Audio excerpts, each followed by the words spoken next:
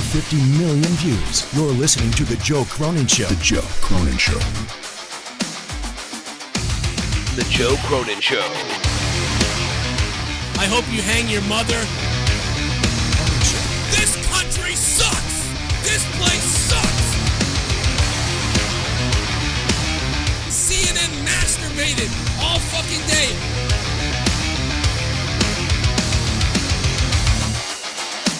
Dude, I will eat your fucking asshole out and then spit it into your mouth, baby bird style.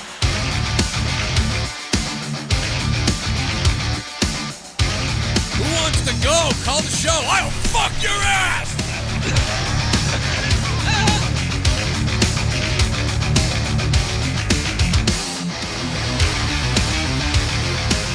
I want to kill myself! If I think it sucks, I tell you! The Joe Cronin Show.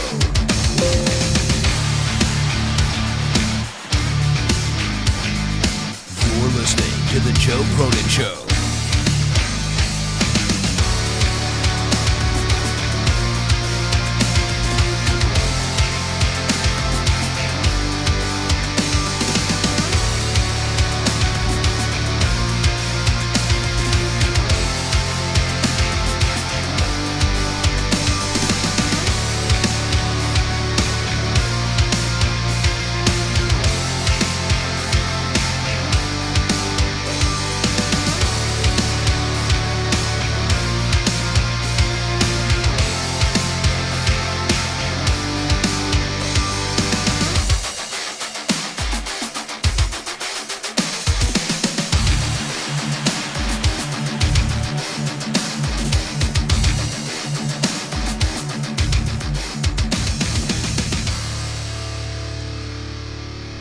What up, everybody? Hope you're having a good Monday night. I know a lot of people probably are having a good Monday night if they watch the hockey game. Raw was not a full-on sleeper episode, I don't think. Like, there was... I don't really know. I didn't really care for too much on the show tonight. I'll tell you that right off the bat. Probably comes as no surprise to a lot of people. It wasn't like the worst Raw of the year or anything like that, but it wasn't exactly anything that I would call special either. I would say that Roman Reigns and The Miz opening Raw seemed kind of interesting because the crowd was so hyped. The crowd in London was so hyped up that it was like, it really actually made it seem like these were like big stars coming out there. You know, in the U.S., when Miz and Reigns come out a lot of times, it's really not that big a deal. It's just kind of like, yeah, whatever. But in London, it felt like, wow, these people were so happy to be able to see WWE and everything else that it seemed a little bit more exciting maybe than it is. At least that's what I got out of it from the beginning. But because the beginning had that little bit of excitement, I thought it was nice that was there. And you almost wonder if they did a show in London all the time, it'd be like that. But they did calm down a little bit after. It got very quiet at one point. Reigns versus The Miz. Reigns and The Miz versus Elias and Bobby Lashley. Didn't really care too much whatsoever for this. Very obvious thing. Some excitement. Roman and The Miz win. Whatever. The stuff that happened afterwards. Whatever. Braun Strowman got suckered into giving away his shit again. Or not suckered, but maybe got forced. I don't remember exactly how it went down. I know that a lot of people listened to the spoilers or read the spoilers earlier today and they didn't watch tonight. I know a lot of people decided, you know what, fuck this, I'm not watching.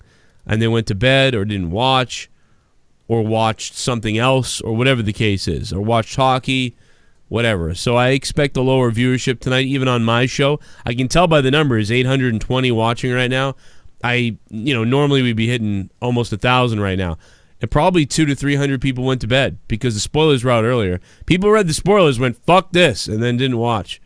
No doubt about it that's what happened. I'm not surprised at all about that. Let me check the donations, see how things are going. Super Chat Party. Yowie wowie. Yo, Dickie Nas, thank you so much for the Super Chat party. We're having a Super Chat party courtesy of the Canadian Dickie Nas. Thank you, Dickie Nas, for that. If you guys want to drop a couple bucks tonight on the show or donate tonight or say something crazy, the link is down below, Streamlabs, Twitch alerts, and all the donation amounts are listed way at the bottom.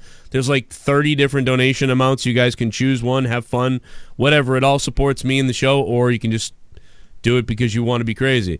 I don't know. Or you can use the Super Chat function in the chat with the $. Either way. But now, I got my sexy buddy. Oh, wait a minute. Michael Beck. Here we go. Oh, Michael Beck. Oh, no. Hear ye, make way for the monetize this champion, Jake DeMarco. Man, you talk about timing there. Michael Beck, thank you so much for the donation. And now, I would like to welcome in the monetize this World Heavyweight Champion, Jake DeMarco. What's up? Keep it going. That's right. Can you hear you? You sound like a faggot, though. What the? I know. I lost my voice. Nothing better for a podcast than too much dick and losing it. Wow. I was shocked. I fell asleep right as Tommy got all those negative points. I had passed out. I had 106 points on the board. I was like, all right. And I fell asleep. I was listening to the show in bed. And I woke up a few hours later, and I just had a flurry of notifications. I was shocked. I sent some thank yous to, obviously, Schleppy and everybody else, but I am humbled and honored to be the new Monetize This champion. Tommy made sure he put up a video of him in the post office packing the belt, so no one can say he didn't send it. I told everyone, I said, this motherfucker ships shit quick. Every time he said, Joe, you want this or that, and he's asked me, I've had it shipped to me within 3 to 4 days. I've had it. Yeah, so plus he didn't want to have any drama like the last time. So he's like, just let him know I'll ship it depending on the weather. If not Monday, then Tuesday. I was like, I'll tell everybody. Don't worry. He was panicked. Yeah, he's all freaking out. That's awesome. He was worried, but I'm so excited. Hopefully taking some money in the bank. If it's here on time, it should be. So man, you need a fucking cum shot down your throat at this point. I've got lozenges and it's just not working. First time I had a cold in over a year, but it hit me good. What are you talking about? You're always sick. Not with colds and shit. I always get fucking reactions to medication. Oh yeah. Okay, something to. My immune system is pretty damn fucking strong. It's all the other shit, every goddamn injection and doctor and bullshit. I always feel like you're sick, but that's because I know you think, but you're fucking. Yeah, I've escaped it. Well, you sound like Pee Wee Herman took advantage of you in a bathroom. Well, that fits because the only highlight of tonight was the kids show. That's it. Fucking Firefly Fun House was great. That so sinister. You know what's so weird? Evil. I saw I feel like on Twitter everybody liked one thing tonight, but then that person didn't like any of the other stuff. So even on Twitter, I tweeted out making a joke. Oh, so Bray Wyatt is now Slipknot. But when I said that, I wasn't saying I didn't like it. I was just making fun of the fact that he looks like the new Slipknot mask or something. But I'm not making fun of it. I actually like it. I kind of like what they did. And then he was like, oh, shit, dude, he looks like fucking, even more psychotic Beetlejuice or something. Yeah, it looks more like the Joker when he, removed his own face and had his new face. It's got that look to it. Who knows what's going to happen going forward. But, what I saw, I thought that was kind of cool. And I liked it. But, yeah, when I said the Slipknot thing, then everybody was like, yeah, this is retarded and everything. And I was like, oh, no, I don't think it sucks. I just was joking around a little bit. I don't think it sucks. But then I made fun of the women's segment too. And then people especially Lacey Evans, how weird she walked around Charlotte what do I do? It was just weird, and Charlotte was robotic as always. And yeah, Charlotte I felt was the weakest of the three, but Lacey she kind of felt like this is her first time to the dance, so I felt like it fit. Lacey's with her good. Looking up to Charlotte. I like Lacey, but yeah, Charlotte. I didn't mind but their opponents, they should have see how Charlotte reacted. Their opponents, though, I feel like they should have attacked each other, or somebody should have attacked somebody. But whatever. Well, they attacked Becky. They beat the shit out of her, so that works perfect. One of them should have attacked the other one. Well, they're not facing each other. I thought it was a triple threat. No, it's 2 matches. So Becky's fighting twice. She's defending twice. Oh yeah, that's right. See, I forgot. I didn't even remember that. Because they don't make it clear, and they fucking throw everything to the wayside. It's all so just... You know what, though? That makes way more sense now. Dude, seriously, I completely forgot about that. It's more like a handicap match, essentially. That's why she's saying, even if you get through one of us, you're not going to get through both of us. This makes way more sense now. That was my favorite segment, believe it or not. Mine as well. Lacey Evans sounded really good. The crowd ate her alive, and you can see she fed well off of them. Charlotte sounded the weakest. She was very robotic. I'll eat her ass. Yeah, I mean, no doubt there. Teach her some women's rights. Still my favorite joke. But Charlotte, I don't know what more she could say. She repeated herself 3 times by saying the same thing over and over and over. Yeah. You know, she kept going back to, you got everything you wanted and you still can't. You got everything you wanted. As where Becky, she might say the same idea, but at least she changes her sentence. I don't know. That's the one thing. Charlotte literally just repeated herself constantly. I honestly would give that segment a 6 out of 10, and that was the best segment of the night. So that's how bad things are getting, or things are. Like, I would give that, like, not a very good rating, like 6 or 5. I like Lacey Evans telling her, you know, you could pretend to swing something you don't have, you know, your imaginary dick. That was a nice little innuendo, and that was funny. The powerbomb looked good. Her trying to fight back away from everybody. You know, Becky looked good in the beginning. You know, she's going to get away. Then the numbers are too strong. And like you said, 6 out of 10 makes sense. It was a highlight of the night, but the wrestling was off. This show needed to be live. For a go-home show, they're building so hard to Money in the Bank, it had to be live. And they just shot themselves in the foot right away. I avoided half of the spoilers. A lot of them I saw just openly tweeted, so I tried to just stay off Twitter for the rest of it. And they needed to have this one be live. They should have had last week be in London. When you're having it the week before a pay-per-view that you're trying to sell, you need it to be live so it's not spoiled, so more people feel compelled to tune in. Yeah. I'm sure it was all about I'm sure they didn't care, though. It was probably all about availability or whatever the fuck. Yeah, granted, they've had to move quite a few things. But, theoretically, it should have been live. One, SmackDown's going to be hindered even more. And 2, that, they had a lot of the same packages being re-aired. They showed the Roman Reigns package again, which went over like his history and accolades. They did it with Seth Rollins. They did it with AJ. Oh, God, dude. If I see that Roman Reigns cancer package promo thing again, I'm going to shoot myself. I don't know why they have to keep going down that well. My name is Joe, and I've been living with leukemia. Like, stop showing that. It takes away. They didn't showcase any of what he's doing with Elias. It was just on him and his career. He's the only focal point. Dude, you would think Roman Reigns there's so much wrong with the night, but you'd think Roman Reigns is Ric Flair or something. Like, it's just weird.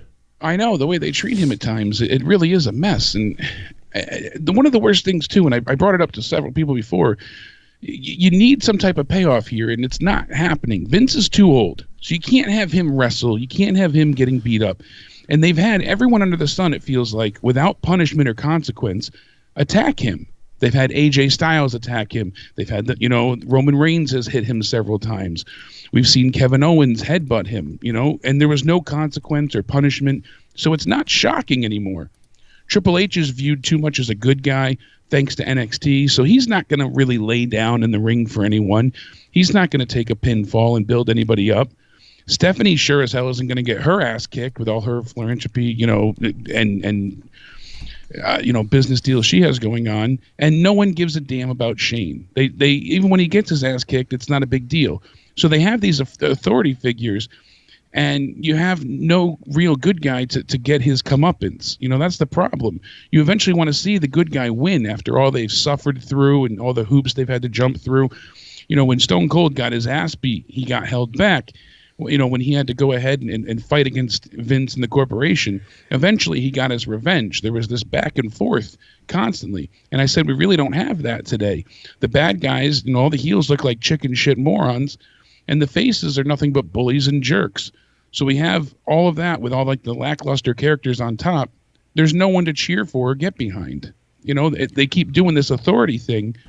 Baron Corbin was the perfect idea. They should have made him the full authority, not the the constable or anything like that.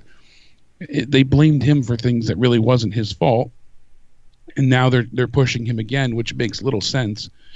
But right now we have all of these, negative connotations without any real rewards to be gotten. And that's a huge problem. Honestly, no one gives a shit about Vince or Stephanie, showing up. It just doesn't matter at this point in time. Yeah, I mean they're dead. I mean, like you said, I mean it's Stephanie is busy like Johnson & Johnson headquarters, telling them like about how amazing WWE is and how many Make-A-Wishes and all these other things. Like that's all she cares. No one wants to see Triple H get his ass kicked because of NXT.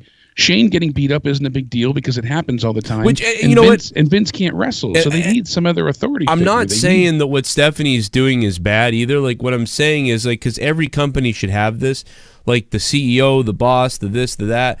Stephanie McMahon is like the public relations person that like that. Honestly, like that's what she feels like at this point. She doesn't feel like, what is she, the chief brand officer? I believe so. Maybe that's what that is, but to me, I don't know the definition of chief brand officer, but to me, Stephanie McMahon feels more like public relations. And she does all these, and yes, she does do all these brand deals and stuff like that with people. So like, it just feels like she's this big liaison to all the other world, to the world outside of WWE that doesn't even know WWE. Like companies that are like, oh yeah, that wrestling show thing, yeah, that's always been kind of popular, huh? Oh yeah, we're them. Yeah, I'm Stephanie.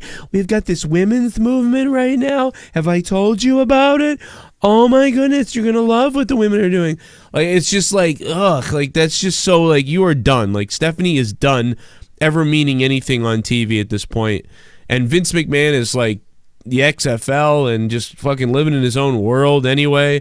And just and Triple H, all he has is NXT, and Shane is like below all of them, and Linda's gone, and it's just like there is nobody making any sense of this. And then everybody in the back is like a yes man joke.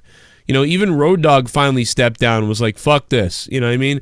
So like nobody is there to be like, no, Vince, or no, stop this.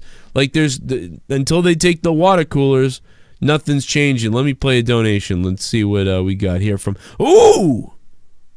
I don't know why I did that. Sorry. I'm still upset about Game of Thrones. So, like this is upset. This isn't fucking helping.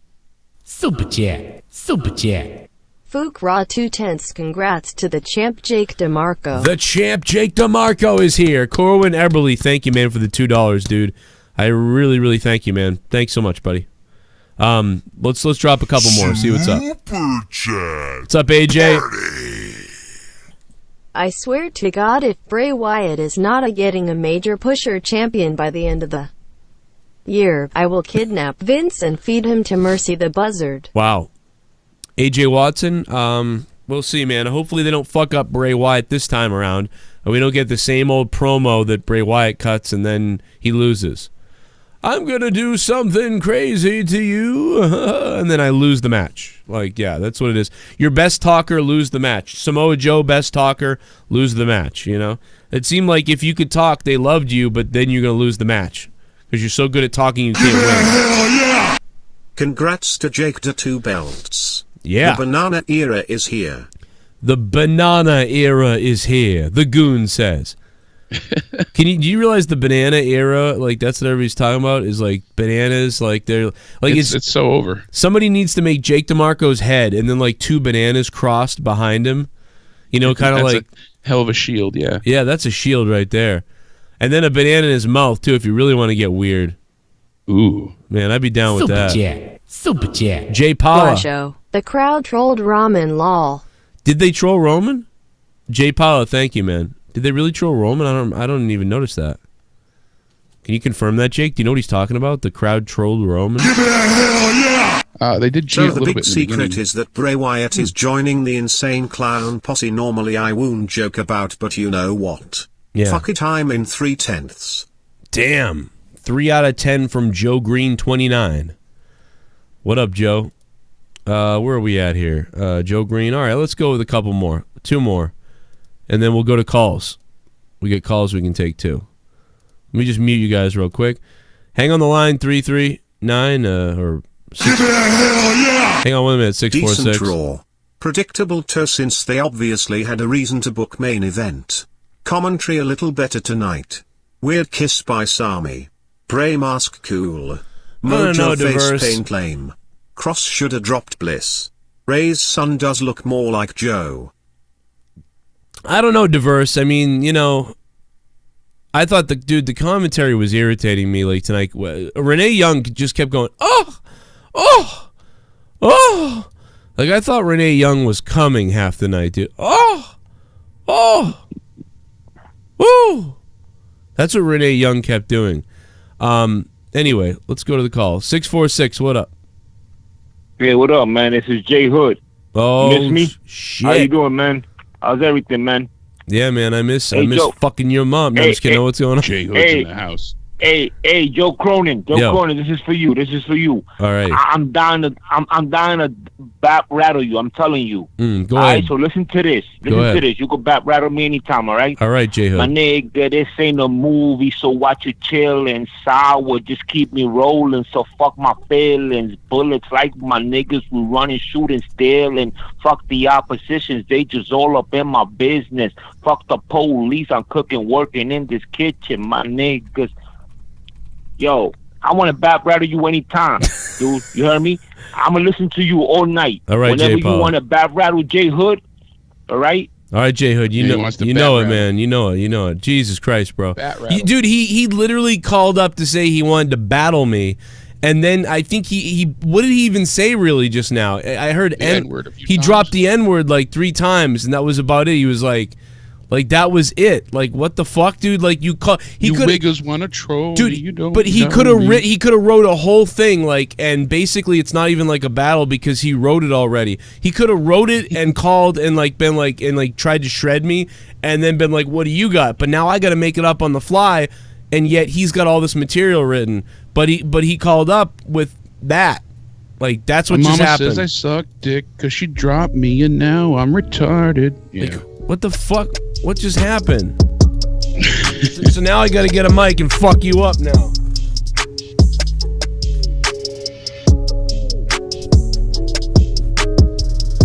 Now I gotta get a fucking mic and fuck you up, J Hood. What the fuck, dude?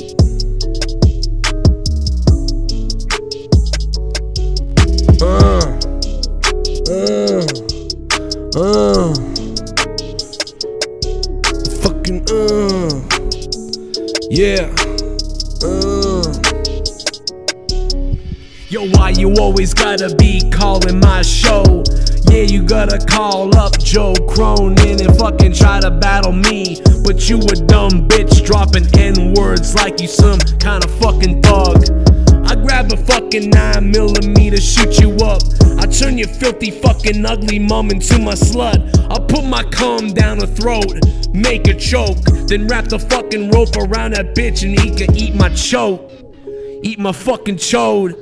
I'm driving on the road with this fucking dead hoe. J Hood's mom is in the back of my trunk with my cum stuffed up in her bum. Yeah, I made a sum of my sandwiches before I beat that bitch for being a snitch's ass motherfucking cunt. Fuck your fucking mom. J Hood, yo, suck on Joe Cronin's fucking cum. And don't even get me started on your dad. Your fucking dad is lucky he ain't even alive no more. I shot him in the head and now he's dead. J Hood's family dead. No more fucking family for you. Calling up my show trying to battle my ass. I'm gonna hang up on you really fucking fast. The next time I see you, I'll cap that ass. Yo, J Hood, suck my motherfucking dick, you prick. Eat my goddamn cum, yeah, you know it sticks. I'll chop your fucking fingers off one at a time, and then I'll drop a fucking rhyme like a dime around your fucking neck too. I'll hang you too. Back in 1942, I don't even know what's going on right now. Jake, man, why do you gotta call up the show and like do this? Like, you couldn't say like, I thought Raw was this, I thought Raw was that, I thought Raw was this. No, every time it's gonna be, Dog Joe, I'm gonna battle you. Joe, I'm gonna battle you. I'm gonna battle you, Joe. Come on, dude. Stop doing that. Call up with some shit. Call up like, hey, I think that Raw is shitty because of this. Like, this is a wrestling show.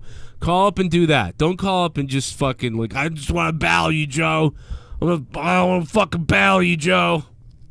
Come on, J-Hood. Dude, don't make me eat your mother's pussy again, J-Hood. Seriously, bro?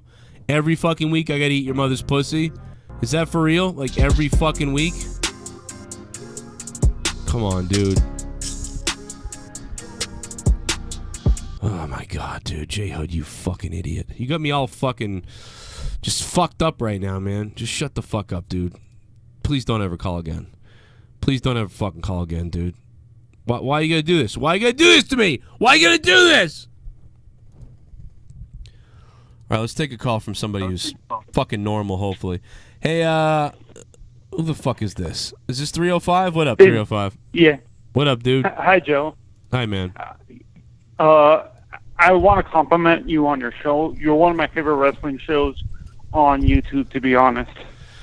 Thank God. Like Thank God. Now repeat after me. Steve and Larson are gay.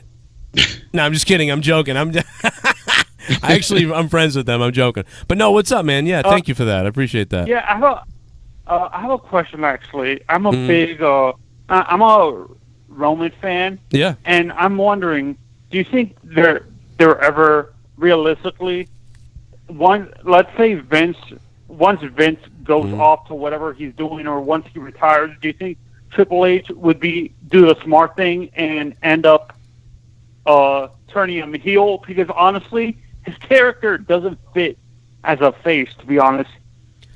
Yeah, his attitude feels like a heel or what is it called? What's the term? Not a heel or a face. What is it called? A tweener. Like a tweener. Yeah. Yeah, do you guys agree with that? Or he's a narcissistic, smarmy dick, but he's a face. You know, he's very confident. He's cocky. He's arrogant. He screams heel. Everything about him just oozes bad guy. I don't think really I disagree with that. I disagree with that. He does not scream heel to me all the time. A lot of times he screams like, "Wow, this is a cool guy. This is like a cool dude, like Fast and the Furious, like cool Romans." Like that's what he comes off to me. But I think he's lame. But I think that's how they try to make him in my eyes. But he should be a heel though. He should have been heel years ago. That's all over with. But to get to what you're kind of saying, I will say this: if Triple H was in charge, dude, you would definitely see that this guy would be way better as a face or a heel if somebody else was in charge. I think, and I think Vince is out of touch. He doesn't know how to book. He's so out of touch to the point where he doesn't know how to book characters in this generation to deal with like younger wrestling fans, like my millennial or generation, like he doesn't understand. I'm in my 20s and stuff like that. Do you know why he doesn't understand? Do you know why he doesn't understand the audience? I'll tell you right now. He doesn't understand this audience because there's never been an audience like this. Because there's never been a time where wrestling was so exposed, right? So wrestling is more exposed than it's ever been. So there's never been a time like this. And on top of that, social media and the way things have changed now, like this is totally new. There's never ever been people and fans like this before ever.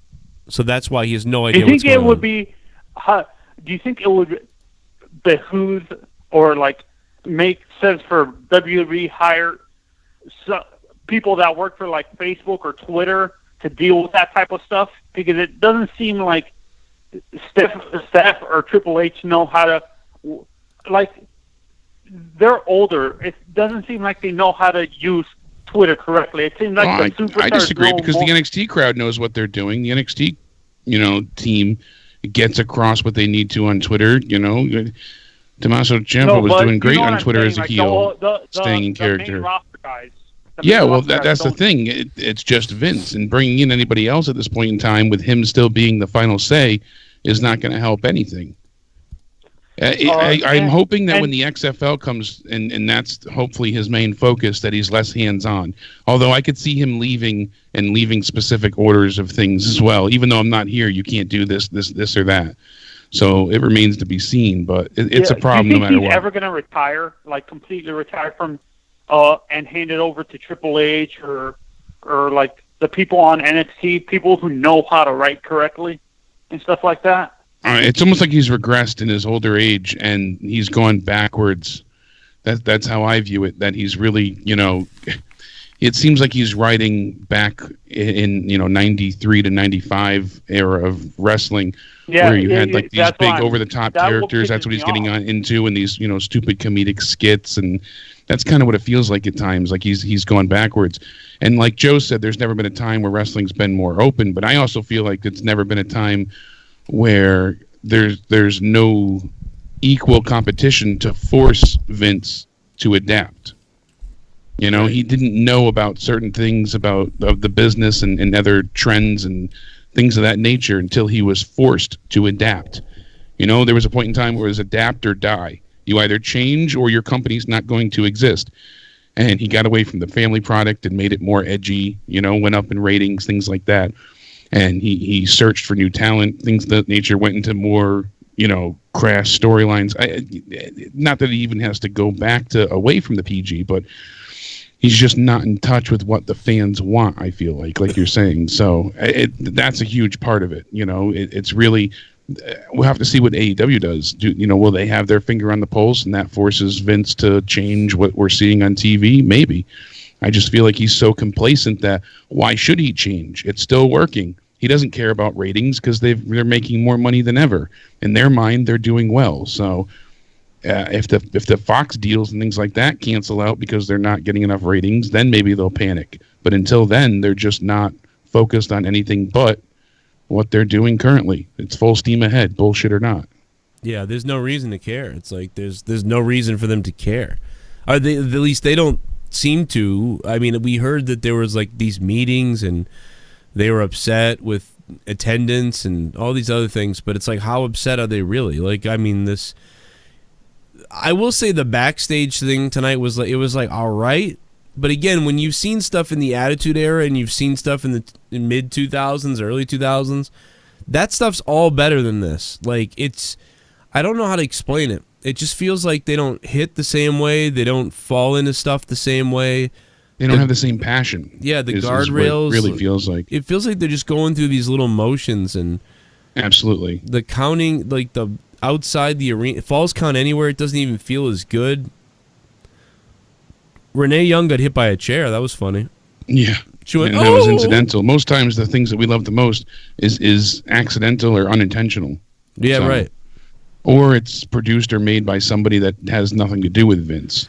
I honestly, like, when I looked at the women in the ring tonight, when I looked at Becky Lynch talking to Charlotte and Lacey Evans even to an extent, I really was kind of bored by it. And part of why I was bored by it, and even though I thought it was like one of the better segments, it still made me just think like, this sucks.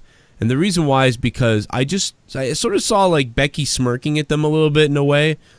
And it almost was a smirk that wasn't like, I'm the champ, I'm Becky. It wasn't that. It was more of a friendship smile.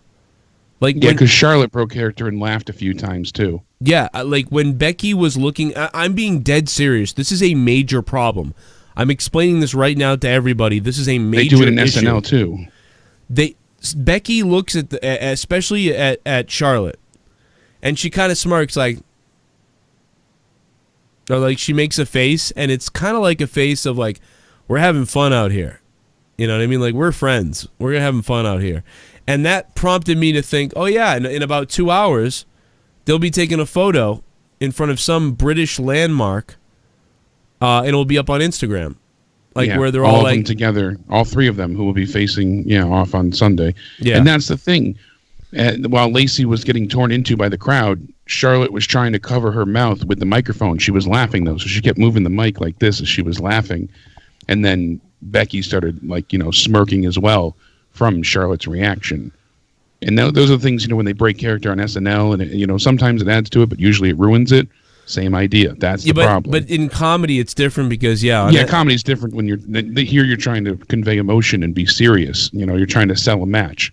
Yeah, when Adam Sandler used to crack up, like, that was funny. Like, he'd be like, yeah, it would add to it. But I'm the meatball man. Like he would start laughing like at his own shit, and then that made it even funnier. Like, but you're right. But in wrestling, that is so bad Like, this is the worst thing that could happen. If I was Vince McMahon, and I'm telling you, if I was Vince McMahon and those women came backstage later, I would say, what in the fuck was that? What in the fuck is funny?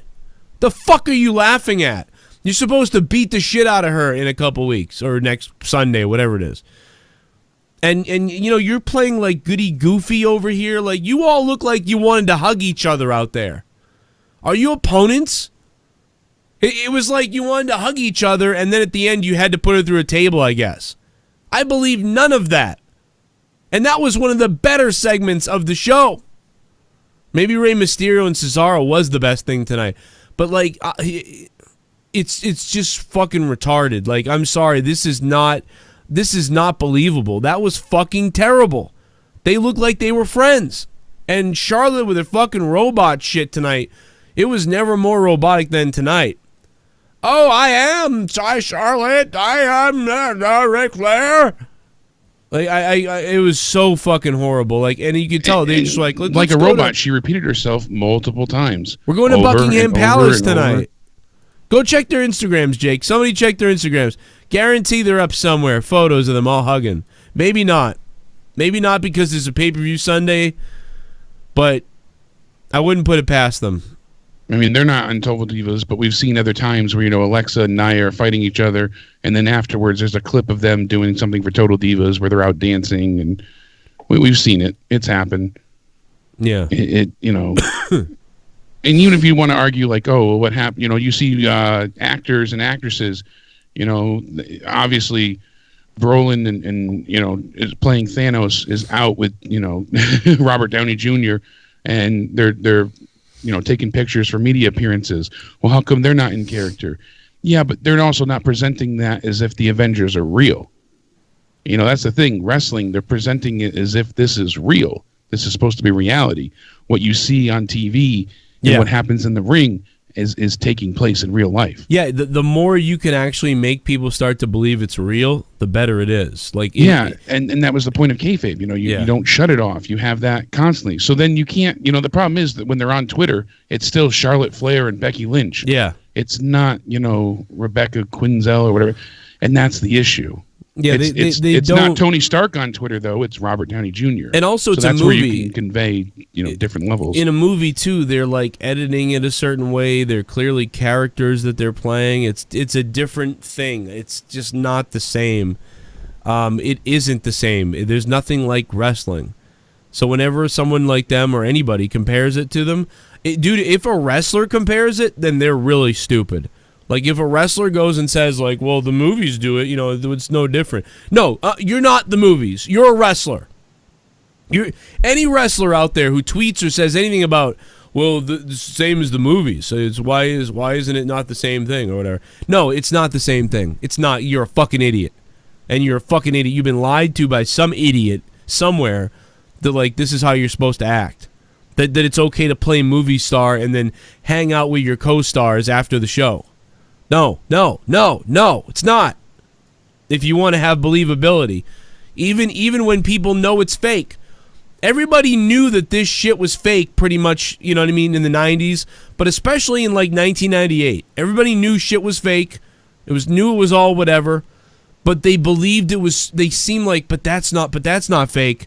That might be real. Or like, wow, this is getting crazy. Like, there was a feeling to it, and they suspended our disbelief. This is the furthest from that we have ever been, and there is no doubt why the belief isn't there. And anytime they start to get something that catches with the audience, they ruin it. I mean, Becky was getting over. SummerSlam, she had a very valid criticism. I've been here a long time. Charlotte is the chosen one. She gets a million opportunities. She comes back and she gets to take away my opportunity. How is that fair? How does she get into the match? And the crowd was like, you know what? You're right. Charlotte has been given everything. Becky, you've been here a long time, consistently defending and fighting, and, you know, you deserve a chance. And then she won, and you were like, oh, yeah, you know, and we had to build from there, and it was great. And then they had a really great plan of her and Ronda Rousey. And granted, it didn't happen at Survivor Series. It's going to happen at Mania. They just didn't know what to do until the Mania happened, and they took every bit of steam away from her. She never should have fought for the SmackDown title at the Rumble. You know, she should have just been in the Rumble itself. There's no reason she lost to Asuka. That hurt her. And then from there, she should have just won the Rumble, and then they should have just waited till Mania. They didn't need to do anything. The crutches being removed from matches, the suspensions, all of that made you care less about her. Because, why? It made her less like that stone cold figure that they were trying to present in the beginning. Everyone kept making the parallels, correct or not. You know, we discussed that for a long time, that she was the next Stone Cold or reminiscent of Stone Cold, even though we kind of decided it was more of a Brett thing, but still. You know, they said time and time again, so much like Austin was, and the fans were getting into it. Well, they took everything that people liked about her, that badass nature, and they stripped her of that. You know, they weakened her with the injuries constantly. They made her lose against the Authority and be suspended and taken out of matches without ever being able to get any sort of revenge. She didn't take on the Authority and win. She didn't fight anybody. Ronda got her put back in the match. So we had no reason to get behind Becky and celebrate her winning. And then her actual win at Mania was botched. Yeah. So again, people don't feel like celebrating. You know, yeah, the two-belt thing is cool. I'm a two-time, two-belt champion as well. I can relate. But I'm actually, I got to tell you, I'm annoyed. I hate that shit. You know, I don't mind it as much. I was hoping they would unify them. Like, if I hear Becky two belts again, I want to be Joe Two Bullets to the head. Well, you're hearing a lot of Jake Two Belts at this point in time, so maybe you have to unify the out of nowhere championship with the monetize this title. No. But granted, it's just they should have unified the belts. That's another fault that they had. This could be a triple threat match and get everything done in one go. Have one women's champ on both. Her going back and forth. You're having the same feud on two different shows. So you're having her fight for the SmackDown title on Raw and SmackDown. Same thing with the Raw title. That's on Raw and SmackDown. So it's just overproduced. It's overplayed. People lose interest. That Roman Reigns promo was played on Raw, SmackDown, and now Raw again. And he opened the show all 3 times. And he's only supposed to be just on SmackDown. People get tired of it. Granted, like you said, tonight they added to it by having people in London be very, well-responding, crowd. They were good. They had a lot of excitement, and rightfully so. They only get to see the wrestling come there twice a year, if that at times. Yeah. But they certainly didn't get a good show. When you boil it out all down, the wrestling was mostly shit, and everything they got was very lackluster, taken from Tommy. So Miz delivered a decent promo in the beginning, but even with that, with him losing at Mania, he never should have lost there. This feud should be done and over with. It's overplayed. Shane trying to still attack him and all that. All right, we'll hopefully they'll end this feud at Money in the Bank. But Roman and Elias, there's nothing to it. There's no substance. It really just feels so empty, so hollow. Well, these guys are all, a joke at this point. Bobby Lashley is. Well, that's the thing. Now they have Elias come out. Shane should have been in the match if that's what they wanted to do. What does Bobby Lashley have to do with any of this? I don't know. He's just a heel that they're using to do their dirty work. But it's not like he's part of the corporation or the authority or, that's the thing too. They pick and choose people to defend them. You had you had Shane using the B team. So why didn't they have it, be a handicap match? Elias and the B team versus the Miz and Roman. That would have made more sense.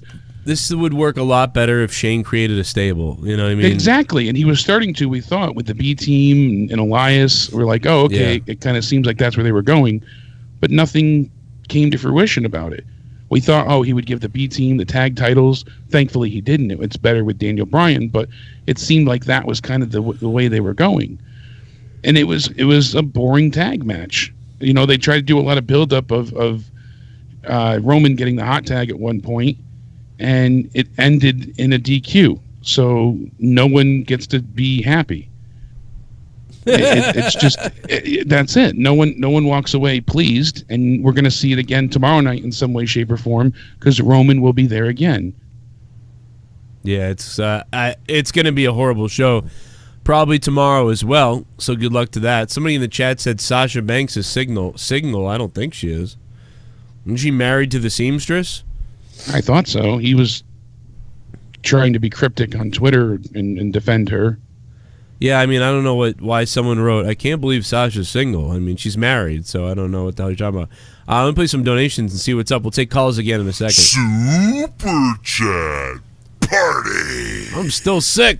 Dim Watch Raw. I'm here for the champ. Banana, banana, banana. Will Tactics is here for the 2 times, or the 2-belt champ here. Look at him. That's right. That's right. Take a good look, Will Tactics. What up, Will? Oh, God, my fucking teeth hurt, too. Dude, I'm fucked. I need my tooth is at the point when I'm talking, it feels like it vibrates. It feels like you're pushing into a nerve when I'm talking. But it's like, fuck you. God damn it. Why are teeth so expensive? Piece of shit. $1,200 to get what Boogie got done, those implants, even though he looks creepy as hell. Super Chat Party. Jake lost his voice from boredom. Way to go, Vince. Way to go, Vince. Thanks, Vince. I forgot we have this numbing spray, though. This shit works great. Really? So, is that for teeth? For teeth? It works well for anything. Oral, really? Throat, you name it. Yeah, it's just sore throat from Equate. Gotta love Walmart brand, but... I gotta get that. Yeah. Just spray a little bit, and I got my voice back. Teeth. So. I'm gonna spray it on my teeth before I eat anything. It does help. My teeth are fucked up, and it's a load of money.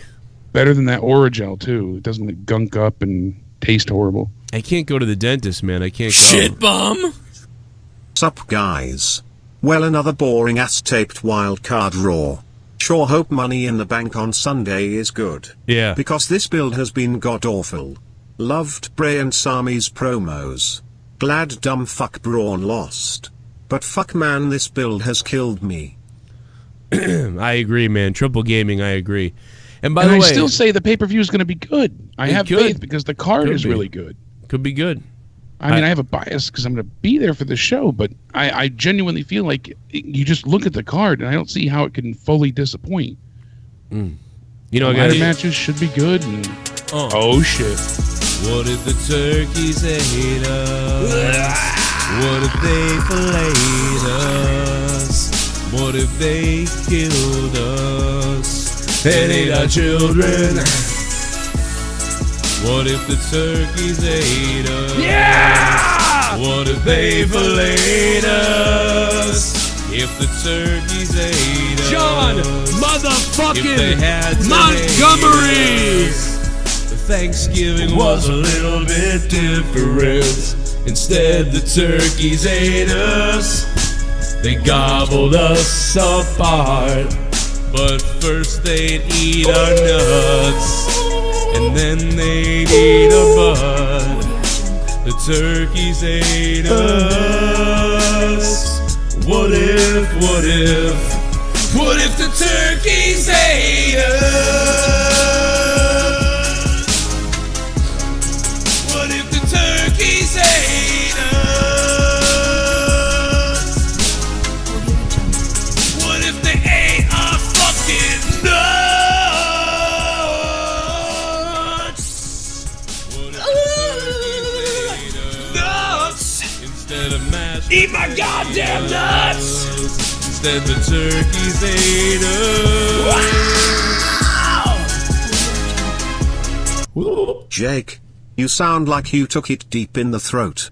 Anyways, where's that fat dude Matt the Mumbler? He doesn't want this smoke. Fuck with me, smile, fuck your Pringles. Oh, damn. Oh, shit. John Montgomery. John Montgomery dropping the shit. Motherfucking Montgomery. Montgomery. Yo, Montgomery. Yo, Montgumby, motherfucker. You could be my Gumby, bitch. You want to be my Gumby, bitch? I'm going to make Jake my Gumby, bitch. I'm going to make... Yo, where J Hood at? Where J Hood at? Where the J Hood at tonight, J Hood? Where you at, J Hood? Oh! Where you at, J Hood? Majestic. Yeah. I bought a gun. J Hood. I bought a gun. Gonna. Raw Review is sponsored in part by Drew's Goo Drooling Face Sweat Droplets. Oh!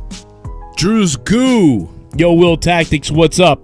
Drew's Goo, thank you very much. I appreciate that. Will Tactics, how you doing, bitch? Well, Tactics, you're a fucking beast. Cody Rhodes, I was going to be your librarian, Cody Rhodes. I was going to be your Dewey Decimal System, Cody Rhodes. I was going to be it, goddammit, Cody Rhodes. I was going to be the literate legend. I was going to go down the aisle to the fiction, to the nonfiction, and I was going to serve up the knowledge that's in this brain, man. Because when I was a kid, my parents didn't give a damn about me. I didn't even have a TV. You know what my mom did? You know what my mom did? All the other kids went out and they played. They watched TV. They watched movies. They did all this stuff. You know what my mother did? She dropped me off at the fucking library. Right. Yeah, you all make fun of that place. Yeah, you spent your weekends at the library? Yeah, I did. And you know what? All those other kids, they went on to be drug dealers, losers, to work at the 7-Elevens in my neighborhood. And you know what I went on to do? I went on to get my master's degree because I memorized every little bit of knowledge, every sliver, every single equation, contemplation, every single word in the English language was put right here, right into my brain. From the medulla oblongata to the front of the hippocampus to the outsides of the neurons as they connected, everything connected together, and it swirled around until I realized one day that, you know what? All these other people are idiots. They're subpar. They're on a level that they can't even imagine the level that I'm on. And that's because I was the literate legend, Cody Rhodes. I was the librarian, and you took that knowledge, you took that layup, and you just threw it away. And for that, Cody Rhodes, I will never, ever forget it. And I hope Chris Jericho wreaks havoc on AEW. And I hope that he destroys everything that you built up and spent the time working on. I hope Jericho takes over and becomes the head of AEW. And then finally, not only is the head of AEW a rock god, but he's also the damn best in the world.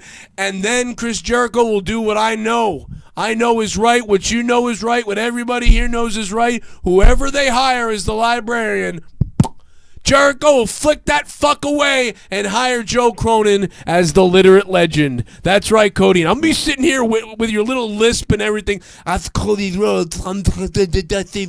Yeah, get ready. Jericho is going to own that company, and he's going to hire Joe Cronin to be in AEW as the librarian, the man that's going to...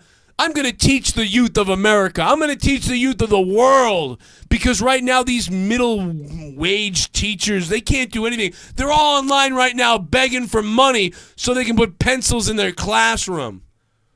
Oh, I don't make enough money. I'm a teacher. I don't make enough money. When I was at the library, I didn't even have $1 for the Coke machine. I drank out of the water fountain. And I kept drinking out of the water fountain, and then I'd read, and then I'd drink out of the water fountain, and then I'd read, and I'd drink out of the water fountain, and then I'd read, and I'd go home and I'd eat rice. My mother made me rice for dinner. You didn't see me like, oh, I need money so I can get an ice cream bar like all the other kids. Oh, I need money. No, I earned it. I sat there and I dealt with that. And now I'm richer than any of you people out there because I used my brain to get ahead and I earned it, something that none of you care about, especially those $30,000 a year teachers. They don't know damn thing about anything. All they do is cry to the parents. Oh, give us some more money for books and pencils. Oh, I cry. You know what you do? You give the kid a pencil and you tell that kid, you lose your pencil, you're fucked. You lose your pencil, you fail. You tell the kids that kid will keep that pencil. All right? But instead you toss around pencils, you let kids chew on them, gnaw on them, lose them, throw them. These kids don't give a damn about a pencil because you don't instill the values of the pencil to them. And therefore, I'm not going to give you handouts because you don't know how to handle your materials, teachers. And that's what the youth of America is. So allow me to be your literate legend, your librarian, because if I was in AEW, I'd be able to teach all the life lessons and all the lessons and all the knowledge of all the books and everything I've read and my vast knowledge and access that I have to libraries. I can read any book at any time. I can learn anything. Give me 8 hours. Give me 8 hours to read that book, and I'll know more about that than anybody else watching this program. All right? Let me teach the youth of America. Sorry, the truth is, the truth hurts, and the truth is real, and if you're not ready to be real and handle it, then you're not ready for life, then you're going to fail at life, and that's why I will never fail, because no matter how ugly the truth is, I'm ready to absorb it, learn it, and adapt, and what are you ready to do? You're ready to die. Cody Rhodes, at Double or Nothing, you be ready to die at the hands of your own brother, who is a lot more successful than you ever will be. The truth hurts. Literate legend out.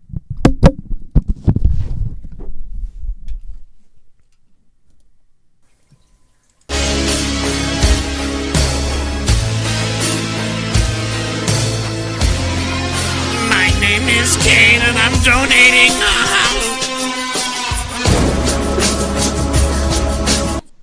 So Rollins and Becky official came out and announced their relationship. So when's the wedding? The pastor is going to be like, with the power invested in me I now pronounce you man and man. You may kiss the man. Other than that, Raw was shitacular at best. Pussy Lips McGee said shit-tacular. That was the best thing about that whole thing. Shit-tacular. I agree. Yeah, I couldn't give a shit. Like, you know, Rollins and Becky hugging each other. Yay, we're together. Who gives a shit? Pussy Lips McGee, thank you. Man, how annoying was that? Everybody was told to stay out of relationships. Now it's okay? Nobody knows what the fuck the rules are. It's a wild card. Bray Wyatt's buzzard puppet. Thank you for the $1. Appreciate that, man. Yeah, it's ridiculous because all the talent were told, don't talk about your relationships. Don't have relationships. Oh no, relationships. And I agree with that in a way, because you don't want people to know, really, whatever, in case you got to do a story or kayfabe or whatever it is. And then you go ahead and glorify the shit out of Becky and Seth. Meanwhile, other people are sitting there like, I got yelled at for this like a month ago. Yeah, I got destroyed. I got, had to job out on main event. About to get it, man. Here we go. Here we go. Oh, no. Hi guys, I am here tightening my noose. You think things are bad now, just wait till Corbin is the champ. It's coming. Well, time to kill myself. Good night. Good night. 00, just incredible 00. I agree, man. Don't do it. I mean, we've known for a while too that they were a couple, so Just Incredible. Dude, I told the real Just Incredible, I was like, man, you got to have a podcast and all this stuff. I was like, we should do it or whatever. And he was like, now he's doing one. But I hope it's good. I tried to help him with it, but I don't know if they really figured out what was going on. They were having problems uploading their old podcast. I don't know, Justin, you're probably right, though. Here we go. About to get it, man. Here we go. Andale peasy. Oh, no. Wow, J Hood, how disappointing. Joe killed you. Now your family's mourning. Dropping the N-word. J Hood is a name no one has heard. Fuck J Hood 2/10. Andale peasy, what up, man? I didn't really do a very good job of burying him in my thing, but it was better than what he did. And I'm his sorry. was rehearsed. Yeah, his was rehearsed too. That's the weird thing. He's been sitting in front of his mirror all day, be like, all right, I'm going to call. I'm going to call. And this is what I'm going to say. I'm going to start off. I'm going to say the N-word three times. And I'm going to tell Joe that he sucks. Yeah, that's it. I just have no anger or rantability about him, and nor do I know anything about him. So it's kind of like, what do I do, Super chat. He's a ghost. Super chat. Yeah. Did it raw, where are the out of nowhere shirts? Eggplant. Did it raw. Where are the out of nowhere shirts? I think I have one. I think there's one out of nowhere shirt. We didn't sell a lot of them. Yeah, I'm sorry I went off on a tangent on that promo, too. I don't know. I was just going off. You went full retarded there. Yeah, I went a little crazy. When you're making a promo about number 2 pencil, you know Raw has been bad. Yeah, I mean, about a librarian and pencils and teachers. Wages salaries. And salaries. What the fuck? Breaking news from Sean's View Entertainment. Oh, here we go. AEW has signed JD's penis. It will lead them in his division. Also fuck WWE. Fuck Bray Wyatt's new custom. We don't have a reason to care. JD is also a closeted racist. Rest in peace, Silver King. Jesus. JCS for life. What up, fuck Sora Sex? Appreciate the donation, man. JD is not a racist. He just wishes he had a best black friend that he could send to the store for Skittles and tea. Oh.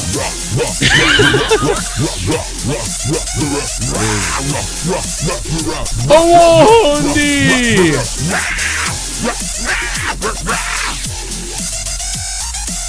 What up, Awonddy? I love your sexy ass. WWE equals wetarded Westling entertainment. I'm only watching PPV's fuck them weekly shows. Yeah, they're terrible. These weekly shows are terrible. That's really the problem, to be honest. I mean, the pay-per-views and stuff, you know, if we rated all the pay-per-views of all year, you know, you'd come up with ratings like, you know, 5 out of 10, 6 out of 10, 7 out of 10, maybe an 8 out of 10. You know, so the ratings of the pay-per-view average like a 7 or a 6. You know, but the weekly show for us averages a 3 or 2. Super Chat. Super Chat. Blues win. The St. Louis Blues defeat the Sharks tonight in a game that was way better to watch than Raw.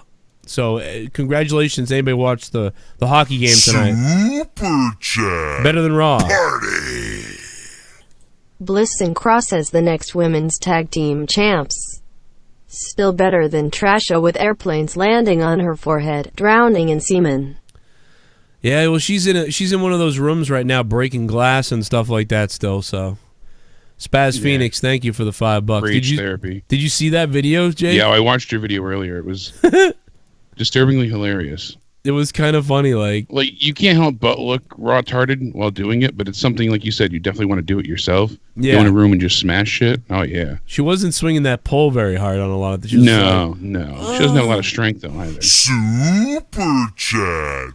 Party. Spaz Phoenix. SummerSlam weekend in Toronto. Destiny Wrestling is giving us SCU versus OV. Hey. Sounds better than using Trash's tongue as toilet paper. I agree. I agree, Spaz. I agree, baby. I'm ready for the Bruins game. Tomorrow night, it's Bruins time, motherfucker. I'm ready for the cup. I want the cup. I want your fucking cup. Sorry. That game goes bad. I fear for everyone. Yeah, dude, that game goes bad, and then I watch SmackDown. You may see someone murdered tomorrow night. You may see someone may see someone murdered tonight. Tomorrow night. God damn it, I'm fired up, man. Chat. Fucking Party. God damn it, hockey's the shit. JD put the pencil in his cat. #cat asses matter. Yeah, he might have. I don't know. Fucking Jesus Christ. Oh boy. Oh my God, I just did it. Let's beast. It's a beast. Let's beast. Let's go in my beast, brah.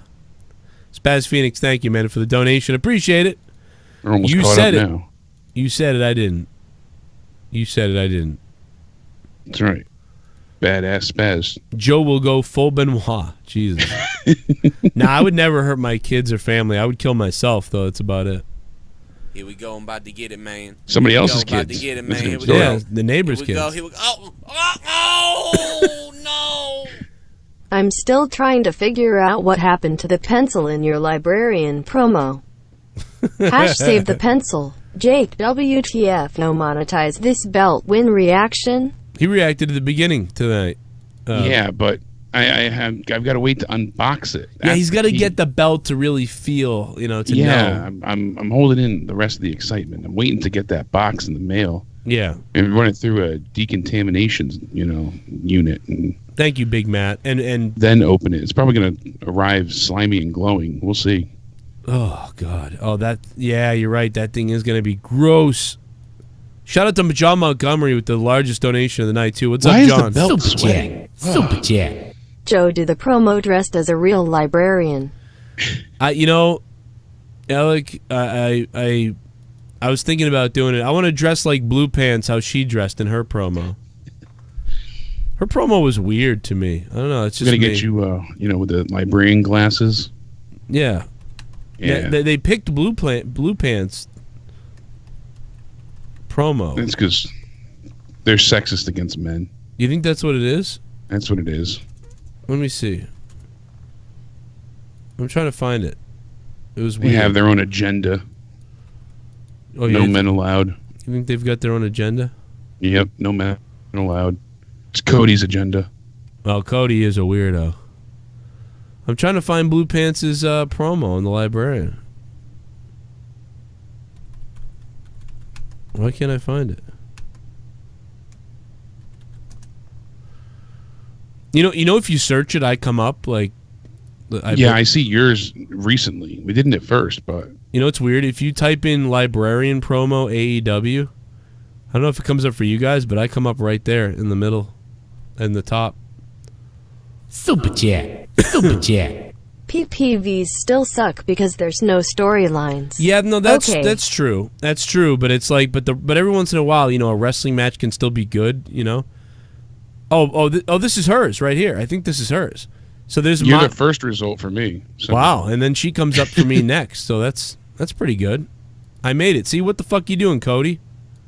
Yeah, second is so. Oh no, this other girl, Katie something comes Super up. chat. Super chat. Where's the pencil? What have you done? Everybody wants to know what I did with that pencil. What up, Big Matt? Katie Molinaro. Yeah, Katie Molinaro comes up next to me. What does she say? Shh. Shut your mouth. This is the library, and I am the librarian. Are you looking for a book? That's my favorite part. I did see this one. Dude, when she goes, Party. "Are you looking for a book?" How much acid melts a body? Asking for a friend. No comment. Spaz Phoenix, no comment.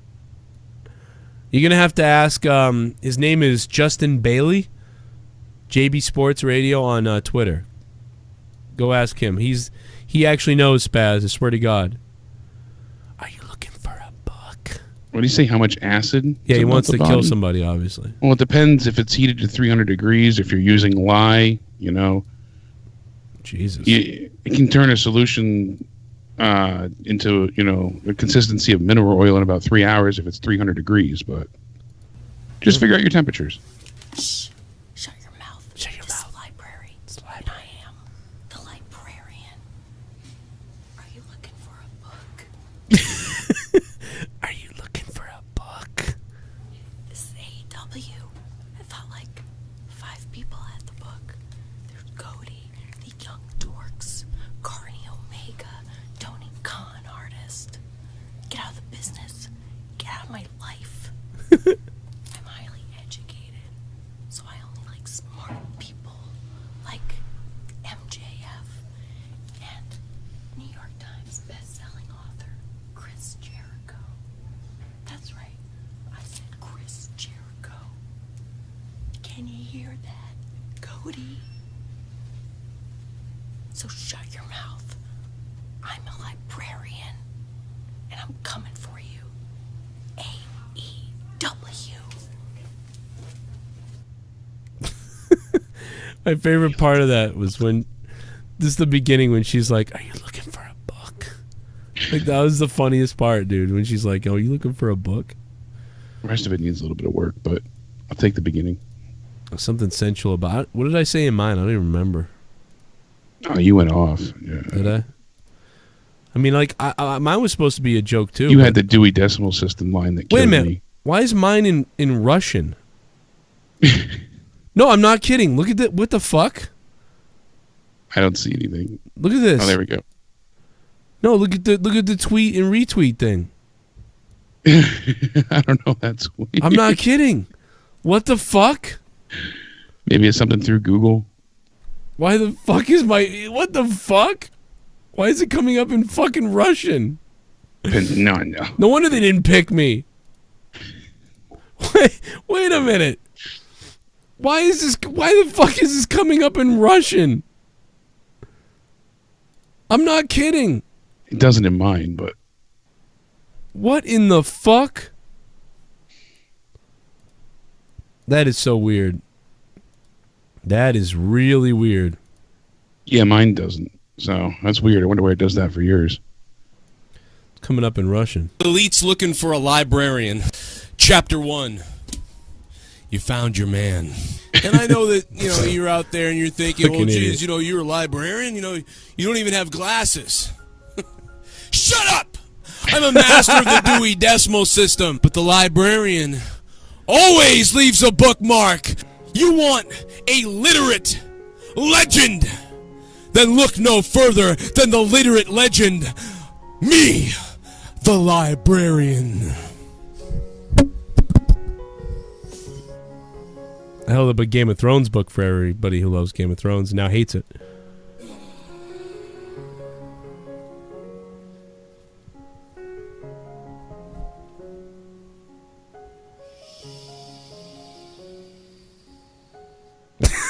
Something wrong with me. Something wrong with me. Yeah, I mean, I don't know. The best comment was the guy who was like, well, that guy never gets laid. And then somebody was like, he has 3 kids. And then the guy wrote, and he raped them all. Oh. And then that guy's Twitter went away. Yeah, really. I mean, I didn't do it. I didn't do it. I thought it was kind of... No, but... It's like sickly. It's funny in a way. Like, but the people destroyed that guy. Yeah. No, it was just funny because I was reading. It was like, that guy doesn't get laid or whatever. And then somebody wrote, he's got 3 kids. And then the guy wrote, and he raped them all. And then it was just like, what the fuck? And that guy's Twitter disappeared after that. I never saw that.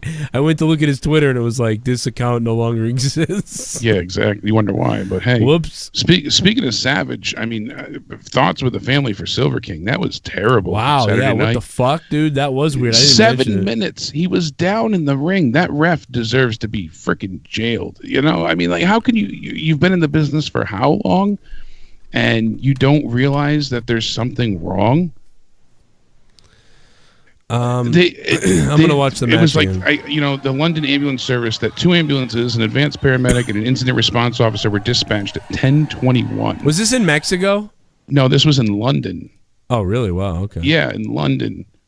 Now it's being fully investigated. A lot of the videos were taken down, but they are treating his death as non-suspicious, but they're having internal reviews done, and the venue's being investigated as well.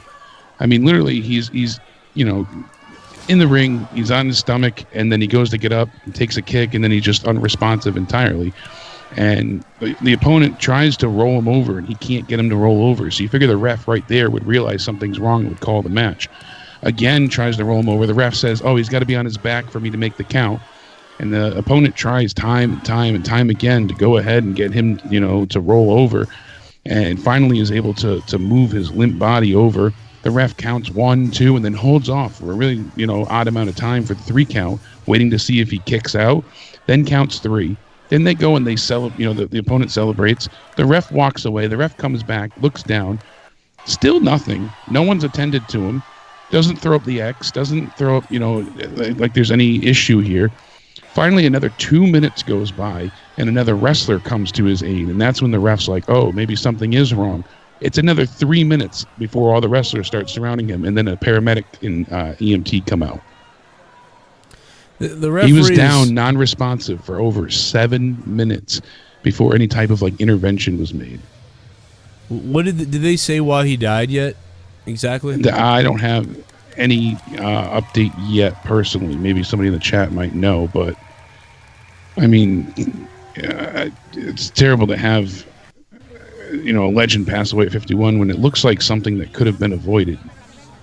I mean, maybe even if his life could have been saved. I thought it was. I thought he had a heart attack or something. He might have, but I mean, you look at Jerry Lawler. He had a heart attack as well, and instant reaction leads to life saving. Even though CPR is only, very, very, very, smallly effective. It still does something. I'm watching it now here again through CNN to see if they have an update they believed he might have died from a heart attack. It says according to industry reports. But I mean, Silver King, he played, in Nacho Libre, obviously, and wrestled for many different promotions. It's just it's a really, sad situation no matter what. Yeah, that is awful. I'm watching it right now, and it's unfortunately like one of the weirdest risks in wrestling is you're out there pretending to be in agony or fighting and things like that. And if people aren't well aware of what's supposed to happen in the match or going to happen or what to do and how to see signs of things like this, you're really in trouble because you're out there on your own. If you have a heart attack or you have a cardiac arrest or you have some kind of malfunction in your body, if you don't convey that right and people aren't aware of stuff to protect you, like you're going to die because like there's nobody coming out there to help you. Weird enough, you think there would be. It would be easier. You would think there'd be paramedics probably standing by anyway, but it's the job of the referee. I mean, really, it's the referee's job to be like, stop, there's something wrong. Like, signal to the back. Like, if you... And now, was this on TV or was this a televised thing or was this just a house show type of deal? I'm not sure, honestly. So if you're on TV, there's got to be a sign of like, we need help, we need help, we need help. If there's no sign, like to get out there to help, and you can't help yourself, like your job as the referee at that point is to literally tell that other wrestler like the match is over, something's really wrong. Like get out. Yeah, well, they said that. The wrestler had even mentioned to the ref something's not right when he tried to flip him over. Yeah. And when I'm trying to find updates that I read the other day, but the minute that you're noticing this and you're getting no response, like that's when like somebody needs to run to the back, like to get paramedics. Or you need to you just need to move quickly. You can't just stare at someone and be like, what's going on? And you got to get down there and start doing something. The guy needs CPR, like They needed to do some, CPR, some type of medical intervention there. Am I crazy? Right? CPR could have saved his life, right? Yeah, that's what I'm saying. The survival rate of CPR is very minute. It's very minuscule, but it's 100%, more effective than doing nothing. Essentially, is the way that they teach it. So the effective rate of it is not great, but it's 100% more effective than doing nothing. Yeah, when you just stand there and look at somebody. I mean, dude, even slamming the guy would have helped. Like when people got mad, they were like, "You moved him" or whatever. To be honest, moving him might help. Like I know this sounds fucked up, but like if you you're supposed to go on your side during those cardiac events. It says 40% of patients who receive CPR after a cardiac event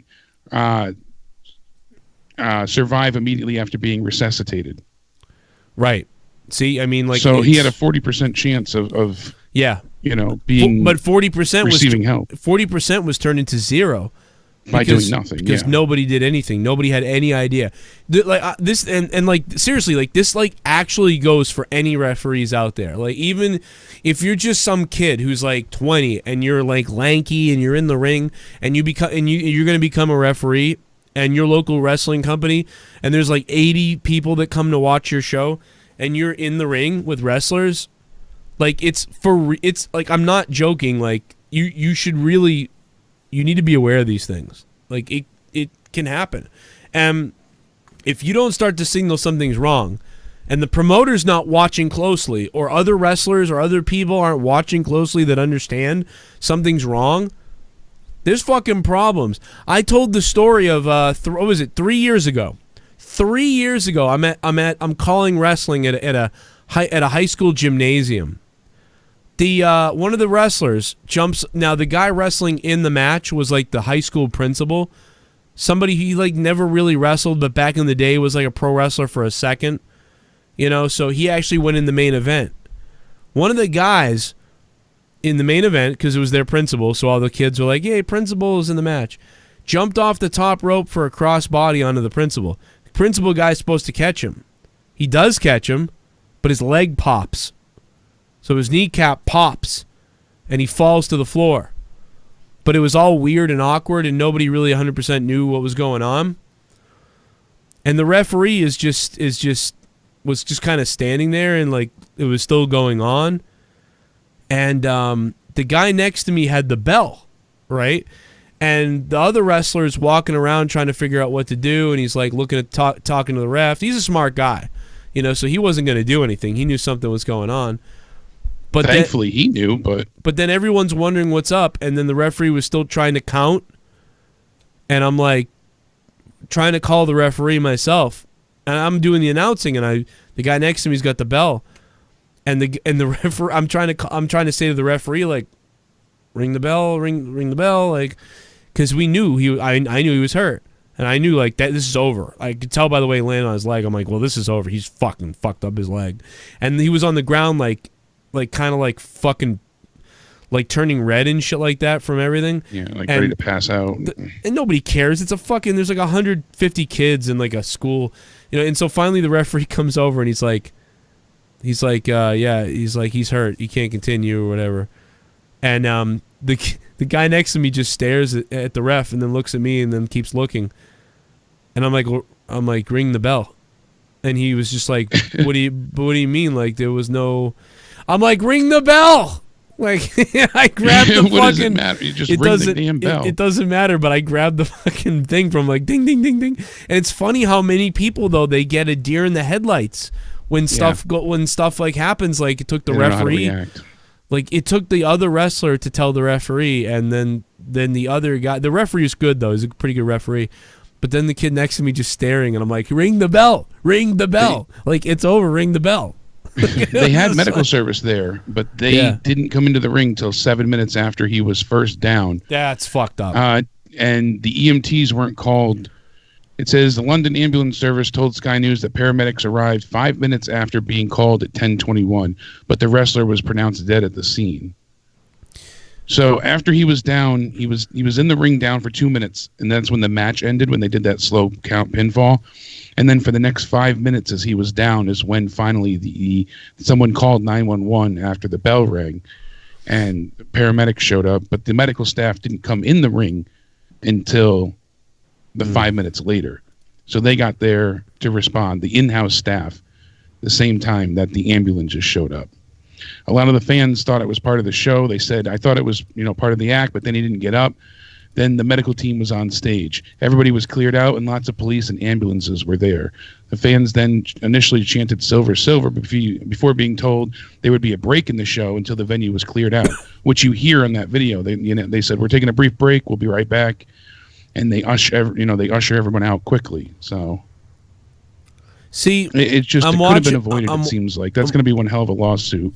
I'm watching the other wrestler, and he does the right thing.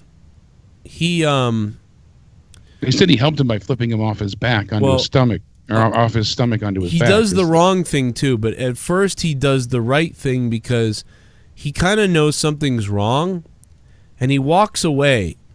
And this stuff happens all the time, where a wrestler gets actually hurt for a few minutes or something's going on, and the other wrestler does the right thing by walking away, kind of goes like, yeah, fuck him and everything, and it's like, yeah, what's up, everybody? Yeah, and he starts playing with the crowd and walking away. And what he's doing there is he's buying the referee time to communicate, to find out what's going on. Yeah. And the referee, when he speaks to Silver, I'm assuming he doesn't really speak to Silver because... No, he doesn't. And then he also... The ref said you have to pin him to end the match. He told the opponent, that Juventud Guerrero, I guess, he told him that he had to pin him to end the match. Was that Juventud? Yeah, Guerrero, yeah. Juventud. Sorry. But no, so he walks away, but yeah, that should have been where the referee said, hey, something's wrong, match is over. Like, that's it. Match is over. Absolutely. It's not answering me. And I'm not joking about this. As a referee, you need to treat it like a shoot, like all the time. Like, you need to be. You are not. You're playing two parts. You're communicating to you're communicating the match. You're communicating with the wrestlers. You're counting the falls. You're playing the part of referee, and then you're also really making decisions. Like, you really are. Like, it's not. The minute that this guy doesn't answer you, what are you doing? You need to get up. What's going on? Are you okay? Is something wrong? And when he doesn't answer you, you got to go right over to the other wrestler and say, dude, he's not answering me. Something's wrong. We're stopping the match. Go over, ring the bell, and then call for the paramedics. That's all you. That's all just you ring do. the bell. You didn't have to have him flip to pin him. Yeah, And I saw someone on Twitter was talking. It takes was a medical forever, thing. Jake. It's not even like, oh, just flip him to pin him. It's going on and on and on.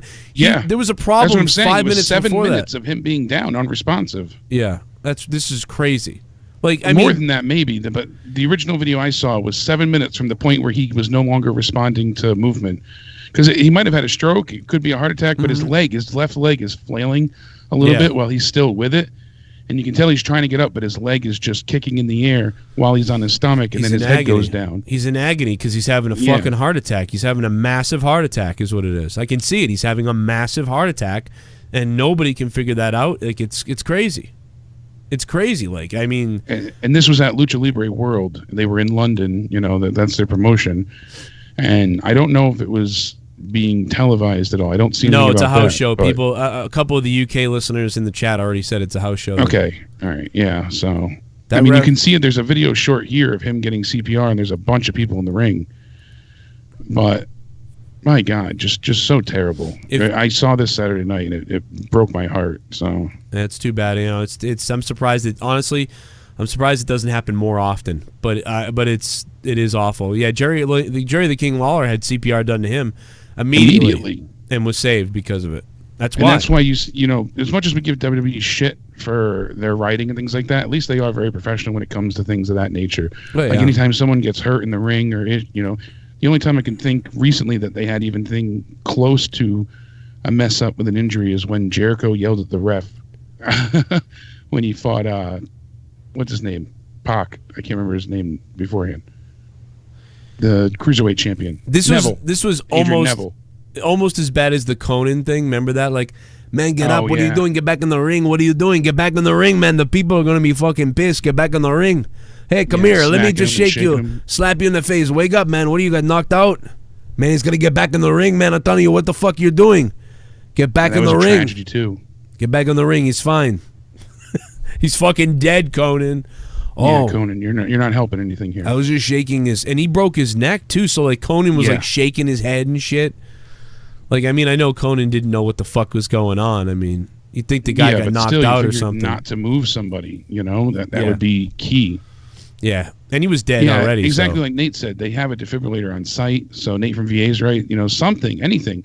I mean, you don't even have to do anything with those automatic defibs. They're required at every sporting event in the U.S. I don't know about London, but here, I mean, we even have them for my daughter's softball teams. They have them in the concession stands, and they have them located like on the further out fields. Because we had a girl that went down in Wallingford, and she ended up passing away. Mm-hmm. And so now it was like a state mandated thing, and it passed for everywhere where you have the automatic defib machines. So all you have to do is stick the pads. It shows you where to stick them on the right breast and the left center, and the machine does everything for you. It's stand back, checking for pulse, administering shock. Do not touch the victim. It does everything for you. Yeah.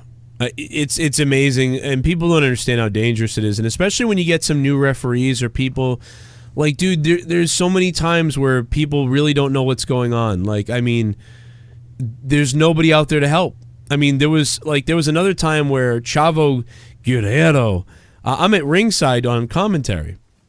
Chavo Guerrero calls for a microphone. There's no microphone. There's no microphone in sight. And the ring announcer was in the back doing something else. There's nobody else around the ring in charge of anything. Chavo Guerrero's standing in the ring. I want a mic. Where's the mic? I want to, his match was over and now he was going to say something. But there was no mic. And there was nobody around to help, to whatever. So Chavo looks like an idiot walking around going, Mike, give me a mic. Anybody got a mic? Give me a mic. Finally, I'm sitting there and I'm like, nope, shit, nobody's going to give this fucking guy a mic. Nobody's paying attention. I jumped up and ran into the fucking back, grabbed the mic and came out with a mic, handed it to Chavo. But what if I never got up? How long would Chavo have been standing there looking for a mic? And or would he just given up frustrated? It's just so weird. Like the things that happen at indie shows sometimes and like house shows. And like there was another time again where we had a new referee, and I'm just on commentary. I see the wrestler fucking looks like he broke his ankle. He rolled his ankle so fucking bad. Instant swell up. And it was really bad, and I was like, oh, that's fucked. He's fucking done. That's it. And I'm sitting there on commentary thinking that, like, well, oh, fuck, he fucked up his ankle.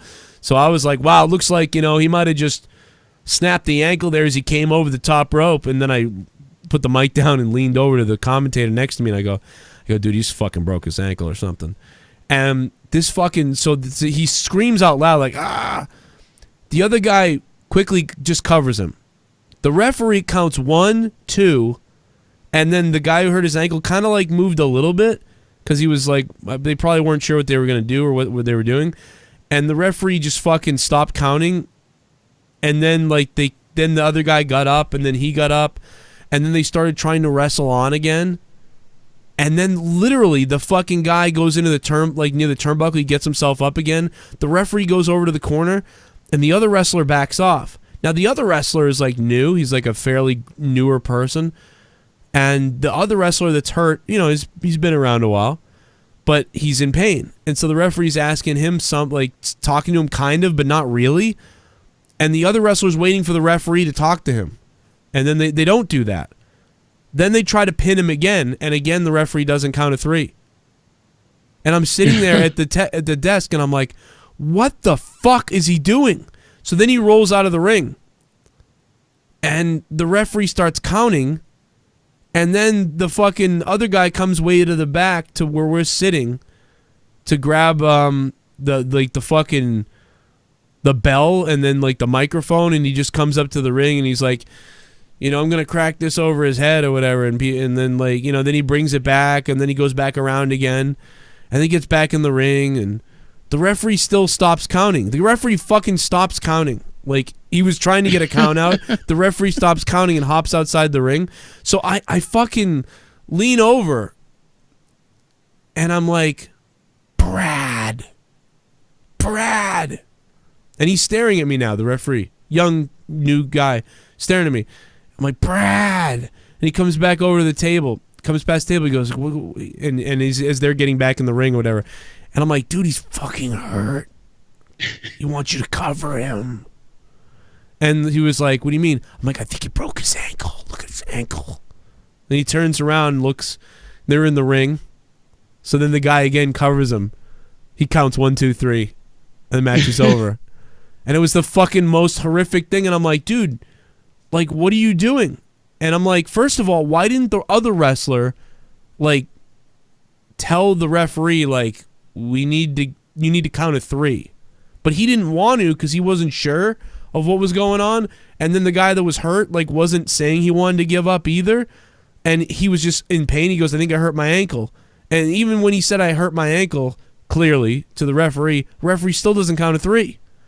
And then they get into this weird situation. And it was just fucking weird. I was watching it like, what the fuck are they doing? The only thing that I can relate to that anybody might have seen is when Neville in the WWE, remember, he got hurt and Jericho was like, he's fucking hurt! And he was yelling at Charles Robinson.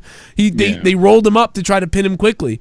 And then Charles Robinson, like, counted 1, 2, and then he stopped. But, like, they were trying to pin him there. And Jericho was like, he's fucking hurt, you idiot! Whatever the fuck. It was wicked funny, dude.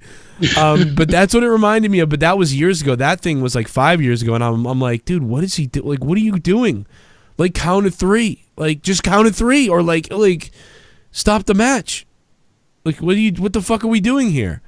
And it's funny that, like, sometimes people don't know. You don't know who the referee is. Now, most referees that are good know. They'll be like, what's up, dude? You got to end it? Okay, let's end it. Let's end it. Let's go home. Let's stop them. Let's end it. 1, 2, 3, it's over. Or even just stop the match, whatever. But but you never know who the referee's going to be. Like, 70% of the time, it's referee knows what they're doing. Other people know what they're doing. The wrestlers communicate, and everything goes, okay, someone's hurt. Let's end it. We got it. We're out of here. Like, get him help. But watching this referee right now in this match, it's like, when this guy is dying in the ring, it's like this referee is oblivious to everything, like to life. It's like, you are a referee, even though this is a rehearsed sport and whatever, it's entertainment. You are still in charge of the well-being of the wrestlers. Yeah. Like you are still in charge. You're an EMT and medic, and you're the person that is basically relaying whatever's happening in guerrilla. Your crowd management, your security. Yeah, you are, because you have so many jobs in one as a referee. It's unreal. Yeah, your time management. It's a very demanding job. You're not just watching the wrestlers and counting the pinfalls and ringing the bell. You're doing so much in between. Well, you see a lot of. If we learned schlebs anything out there. from Silver King and Pero, both these deaths could have essentially. I mean, we don't know with Pero. Yeah, with the autopsy and stuff. But if he wasn't moved, maybe that was a real. Because the way he landed on the ropes after the kick to the back, they're still not sure if it was the impact of the rope hit or. Yeah. I mean, there's so much to that. Even with the autopsy, it was hard to tell. But, they considered that a stroke from the impact, and that was a messy situation. But either way, still, it definitely shows that referees need to be better trained. See, and that one where he broke his neck or whatever happened, stroke happened, and he went into the ropes, the one with Conan, the one a couple of years ago with Conan, that was way more forgivable than this one, because that was yes. Like out of nowhere that happened, and he hit the ropes, and he's bouncing on the ropes, so you think he's still selling, and whatever else. That was way more tougher. This was like a layup for a problem. Like this was like clearly, this guy's collapsing in the ring now. Something's wrong. There's no. This is so obvious that something is wrong, and then you had all that time going by. It wasn't like the other guy that died, and it's, you don't want to criticize. It's not it's no one's really fault that he died, but it just sucks to sit there and watch a guy for 7 minutes and nobody could figure out they needed to do something. Let's play a couple donations because now I'm a little bit behind here. Super chat. Almost fell asleep. Raw was boring. Suck it, Vince. Suck it, Vince. Ya bitch. No, I'm just kidding. Beely, Beely, what's up, Beely? Thanks for the $2. Beely chiming in. Where you been? Super chat party. Congrats, Jake. You deserve it. Mark McGurk. Can you hear these? Yes, I can. Wow. Thank you very much, Mark. That's crazy. Well, congratulations to Jake DeMarco, the monetized this champion. And shout out to all the people that were donating back and forth. And then poor Darel Stultz, who came in after the buzzer with $700. Holy shit, man. I know. You figure if you had a little bit more chunk of time on there, S. Dollar would be the champ. And he knows it. He's reminded me a few times on Twitter. We've cutting some excellent promos on me. He knows he's coming for the title. He's got 1,400 points and points in the bank. So. Damn. Fuck with me. Man, if you see my Twitter, you will see a WWE mark attacking me. BC he is a virgin and has never seen pussy, other than his mama giving birth. Also, I'm 865. I'm trying to call the show. John Montgomery, baby. All right, I'll look for you. I will take your call when I see it, John. Everybody go to Twitter and back up John against the butthead. John, thanks for becoming a $5 shit bum, and for all the support this week. John Montgomery has been one of the top dogs this week, so thank you, man. In this early week, actually, on the gaming stream last night and everything. You want to see my dick? I'll take my dick out right now. I'm Sean Entertainment. All right, here comes and you want to see my dick? CM Punk returns. Do you want to see my dick? I will show you my penis. I'm Sean's view. Don't screw with me, or else I'll show you my pee-pee. Do you want to see my dick? Fucking dick. Do you want to see my dick? You want to see my dick? Was watching Raw tonight and my GF cousin told me how boring and dumb wrestling is. So I shut off Raw and put on Taker vs. Michaels WM25. I found it funny how into the match he was. After the match he was like, why isn't wrestling like this anymore? Yeah, it's just not good anymore. I don't know what's going on. Movado, thank you, man. Movado brings up a great point. You know, Goldberg chimed in before. Super chat party. Give me 1K, bro. Irma's Pranks. What up, Irma's Pranks? How you doing? What on YouTube? What do you got? A YouTube channel? Is that what you're saying? Check it out. Everybody check it out. Give him love. Pranks. What were you saying? Goldberg was right about Goldberg what? on Instagram said that 10 years ago it was a dream match. It never happened. He said somehow the stars align, blood money, and though it would be, he said even though it's a bit later than desired, this matchup is still a dream for me. I have nothing but respect for Taker. He's a legend. But again, I'm preparing for war one more time. And he said, "Who's next?" Hashtag Taker is next. And he's like, many factors contributing make this a difficult decision for me to accept this match. And all right, granted, yeah, so you didn't want to accept the match because you said 10 years ago it would have been a dream match. I said it should have been 20 years ago, never mind 10. Even 10 years ago it was pushing it. So not only did they scrap the plan with Elias, and we mentioned this on Out of Nowhere 4 weeks ago. I said when they announced Goldberg, and even when they rumored to have Goldberg on there with Brock, I said they might do Brock and Goldberg, or they might scrap it and have Goldberg face one of the, and lo and behold, that's what they went with, the big money matchup. But does anybody really want to see this? I mean, I'm sure there's some casuals and whatnot, but any loyal fan knows these two guys are not in the shape. I want to see an epic build of this at WrestleMania, and then they go out there. Yeah, if they were, but not, especially not in Saudi for whatever they're doing. I want to see They could have. I mean, dude, they could have easily done a quick match again with Undertaker, where Goldberg spears Undertaker. He sits up right away. Yeah, he choke slams Goldberg. Brock and Goldberg at Mania. Yeah, they fall out of the ring. Done. I mean, do a fucking no disqualification match. Goldberg versus the Undertaker at WrestleMania. They go to the outside. Undertaker choke slams him through a table. Goldberg spears the Undertaker into the post outside. You know what I mean? They go back into the ring. Goldberg hits him with a jackhammer. The Undertaker sits up. I don't know if he could jackhammer Undertaker. Maybe attempts to, and then it turns into the tombstone. Yeah, I'm sure they can figure out a move like that. Good reversal, but still, Undertaker could move out of the way of the spear. He hits the fucking ropes, turns around, fucking tombstones him. You get yourself a 8-minute Goldberg Undertaker match at WrestleMania. 5.5 minutes is the the key time there. Yeah, but I don't want to see this in Saudi. I especially don't want to see this with no build. I mean, there's no build going to happen at all for this.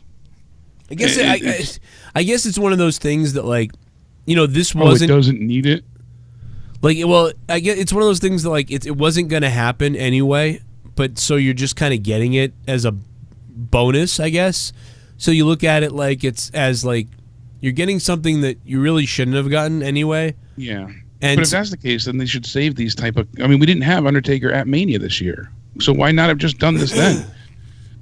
We didn't have Goldberg at Mania, so it's not like they had other matches for these two. That's why it didn't happen. This feasibly could have happened at WrestleMania, and it would have been great to do it on that stage. Yeah, it would have been all right. It would have been something extra for WrestleMania. Exactly. But look at all the stuff they had though. Oh, I know. I'm just saying. In hindsight, it's like there's so many frustrating aspects of this, but.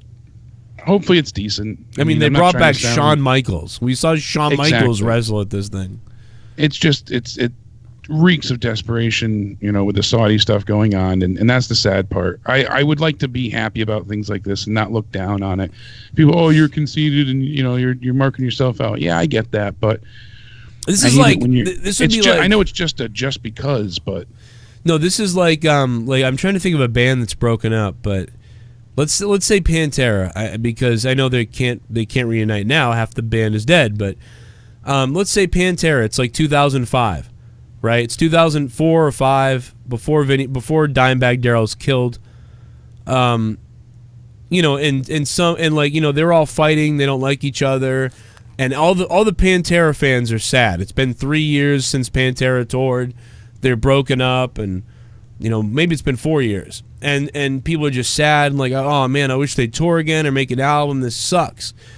But they'll never work together again. They're yelling at each other all the time. They're talking shit.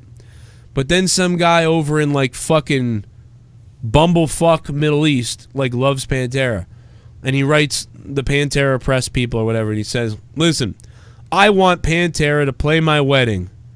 I know they're broken up. I don't give a shit. I want Pantera to play my wedding." and I will give each member of Pantera $10 million as long as they come play my wedding. Like, you're telling me there is a chance. There is a big chance. Maybe it's going to be $20 million each. I don't know. But there's a they big, put their differences aside. There's a big chance that they get on the phone and they're like, all right, fuck it, I'll do it, whatever, fuck it, I'll do it. Like, yeah, we're not going to be happy it. about it, but we'll do it. They'll go over there, dude. They'll do it. Pantera's going to get paid to play a Saudi oil prince's wedding. So and then you know what? And then all the people here back home and all over the world that are Pantera fans are like, wait a minute, we're not going to get to see fucking Pantera, and they go right back to being broken up. Like, and then they're questioned, like, why did you guys do this? Hey man, they wanted to pay us all this money, and we figured, fuck it, we could put up with each other. We still fucking can't stand that shit, you know. And this guy they can't stand me, and you know, whatever. It is what it is. I don't fucking want to deal with it, but you know, we did what we did because you know, it was a lot of money, you know. So why not? Who would say no to that, you know? To be honest, so we had to do it. But it's like, dude, but then all the people who are their fans would be angry. They'd be like, wait a minute, you went and did that for all that money because of money, but you won't come back to touring again or make a new CD or do anything for your fans? Like, I'm pissed off about that. That's what this is like. Everybody around everywhere else is like, I want to see some more Undertaker. Oh, Goldberg Undertaker, that sounds good to me. I want to see Shawn Michaels again. Maybe Shawn Michaels could come back, right? Oh, yeah, he's going to come back at Saudi Arabia. But he's not coming to tour or to come to WrestleMania or to come to shows again or to wrestle on Raw again or anything like that. No, but he will come to Saudi Arabia. And that's the resentment that you're getting from this, from anybody who's like, who cares if they do this or that in Saudi Arabia? Why does everybody get so mad about it? Well, that's why. It's like people see it as this like slight betrayal or whatever. It's I get it. Let me play a couple more. Actually, this is the last one. JD is a closeted racist piece of shit. Jesus. He never talked about Pedro Morales' death. Didn't mention Perro Aguayo Jr. or Silver King. Silver King portrayed Ramses in Nacho Libre. Yeah. JD hates Latinos. Hates Latinos. He's a sad small dick little man. Fuck him. Well, R.I.P. Silver K. Well, he's absolutely. I mean, it's so sad to lose a legend. I don't know if I don't know if he's even aware of who those people are, to be honest. I think that's the thing. Paraguay. I was actually in attendance at the Raw where Neville broke his ankle and Jericho yelled at the ref. You could actually hear him yelling from the nosebleeds. I knew immediately something was wrong when watched that live. Don't know how the ref didn't. Jay Carg, thanks, man. Yeah, I'm surprised because Charles Robinson is pretty smart with shit. Yeah, usually he's on the ball, but he's hurt you. He's fucking hurt you, moron. He's pushing him, and Charles Robinson that was a great moment for Jericho, but he had a good explanation though. I remember hearing it or something. I mean, him and Jericho are friends, but you know what I mean. In the moment, you know, Jericho was like, "What the fuck? I'm doing your job," and no one. Because Neville did the baseball slide, and it looked horrendous to us, but I think it was his underneath leg, and I don't think he saw it. Oh, God. It was certainly a brutal landing. You know, JB just texted me that he got alcohol poisoning last Friday on the show. Really? He was so drunk. I was shocked that he was conscious for as long as he was. I got it, too. Sting interferes, cracks Undertaker over the head with a bat. Goldberg wins. Sting versus Taker Viagra on a pole match WrestleMania 36. Confirmed. What? Oh, God. For the next Saudi show, wouldn't be Mania. What? Yeah, I mean, that would be SummerSlam then, probably. Well, no, they would hold it off to the next Saudi show in October. Yeah, because then you can build to Mania. Because then you can... Well, no, they wouldn't even have it at Mania. It seems like we only get things like this at Saudi. Shawn Michaels, Sting, Undertaker, Goldberg, because that's where the money is. Yeah, JB was fucked up on Monetize This. I haven't even talked to JB, really, in the last few days. He was fucking trashed. We haven't done our JB show really and Joe show and the Friday. I don't know. I texted him on Friday, but he didn't. I don't know what he's been doing. But he was. Then Friday night he got jacked the fuck up, and then fucking Corrupted was horrific. It was like horrible. Really, that was a shit show. Yeah, well, it wasn't bad because me and Filthy could do a whole show together talking about whatever, but it just didn't have I didn't have the vibe normal. It was just weird. Me and Filthy were kind of talking around and. I think we were like sometimes we were waiting, and poor Ken was just done. He was sleeping more than half the show, and then I didn't bring Leah on the call. I should have brought Leah on the call, and Bailey couldn't be there, so it was just like me and Filthy really like rounding in circles over things. So, and we were really tired because like the Mother's Day killed us. Well, we had Mother's Day coming up, but we had like I did all this yard work that day. It was just fucking crazy. It was just crazy. Oh yeah, it's been a busy weekend for sure. You know what I'm telling Bailey? You definitely had alcohol poisoning because when I got alcohol poisoning, it took 3 days for me to recover. I was in a bed most of those days. That's so crazy. What a fucking numbskull though, Bailey. What are you doing, bro? He did go hard. He went nuts. He went so hard. He went so hard his cock fucking exploded. It seems that way. He won't be able to shit right for a week. What the fuck? Anything news-wise that you wanted to mention? Braun, as we obviously the main event, Falls Count Anywhere match. We didn't go too into detail with this. Obviously, we've been kind of all over the place, but I mean, this Raw in a nutshell just sucked. So Strowman comes out, and not a bad match, but not great either. I mean, really, it sucks for the live crowd when they go backstage, especially when it's the main event, especially when you're in London of all places. Like these people wait for so long to see a really good wrestling match, and you have it be backstage for most of it. I mean, that sucks for them. I felt bad. So the crowd was singing Olay for, El Generico. I thought that was cool. The crowd, like you said, they made a lot of it, but really it wasn't even Sammy that made the difference. It was McIntyre with the Claymore kick, which wasn't delivered or sold well either.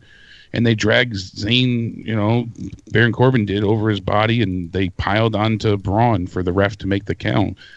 It made everybody else look like the bad guy. Didn't really put much heat on Sami Zayn. And then on top of it, Braun destroys Sami Zayn afterwards anyways. Dude, listen. First of all, I want to back up real quick. Sami Zayn cut a great promo before commercial break. Yes, he did. Great job. That was another highlight of the night. But Braun Strowman is a retard. Like, I don't know who put him in that match for the whatever, but Braun Strowman continuously comes off like an idiot. It was Shane McMahon. He said in back that, "Oh, Sammy, you got your match." So okay, so who's the idea? Whose idea was it? Sammy's. It was Sami Zayn wanted to be in the Money in the Bank. So he was like, "All right, you can try to take it from Braun." Yeah, that was the idea behind it. So. Yeah, I mean, I still think Braun comes off dumb. I don't know what it is. He looks like a moron. I mean, it's not really his fault that he got put in the match. Although he looked like he was happy to have it, though. He was like, "Yeah, try to get through me. Wait, I lost."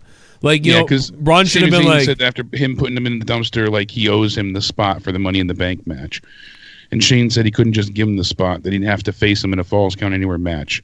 And that's when Braun showed up, and then he said he was, Braun was supposed to face Drew McIntyre, but now he can face him for his spot. And then Braun's like, I'm going to eat you alive. And it was just stupid. Braun should have said, bullshit, I ain't doing this. He should have said something like, I'm not giving up my spot no matter what. Or I'll eat you alive. Yeah, he should have said, touch my dick, please. I'm so lonely. Shane, you expect me to put up my spot on the line? Because you put my spot on the line tonight, I'm going to break your neck. Well, Vince said recently, and again, it's through the grapevine, but he feels that Braun doesn't need to ever win a championship. He said that Braun is someone that wins and losses doesn't affect. Mm-hmm. Well, he said, listen, it kind of compares to he's right. other people throughout time that no matter what, he has a special feel to him. He's still we know his momentum has been severely affected. Yeah, but in Vince's mind, it's not at all. Well, Vince is right, Strowman though. still elevates other stars. No, Vince is right that Braun doesn't need to win championships. That's true. But he shouldn't come off retarded. Like, that's the problem. That's where Vince is wrong. Yes, if Braun could win a title, it'd be boring still. So it doesn't matter. Braun doesn't need a championship. When Roman relinquished it from the leukemia, maybe vacation. But he just should have never, the Money in the Bank. Yes, Braun Strowman doesn't need to be the face of the company with the championship. But yeah, so he never should have won the briefcase then. That's the thing. Right. Don't make him a retard, though. That's all. Yeah, and don't have him go into title fights if he's going to lose then. You know, you had him lose clean several times. He's lost to Roman. He's lost to Brock. Yeah. It just lessens his stock over and over. Now he loses to Sami Zayn. Yes, it's the numbers game thing and all that, but now he's not in the match. So what's he going to do? Come out and beat up Sami Zayn and eliminate him from the Money in the Bank match? That's pretty much the only thing we get from this. It's a waste. It's a waste all around. 908, what's going on? And it was a shitty main event for the London crowd. Yeah, sorry, London. 908, what's up? Yeah, what's up, Joe? It's Jacob. Hey, what's up, man? How's it going? Good, bro. Jake DeMarco, bro, you are my fucking champion, bro. Congratulations, dude.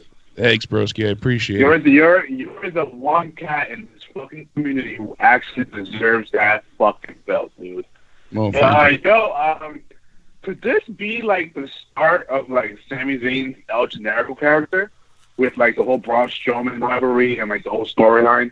And maybe like, you know, Sami going heel and telling the audience, oh, you guys don't deserve me. You guys don't deserve to see his face.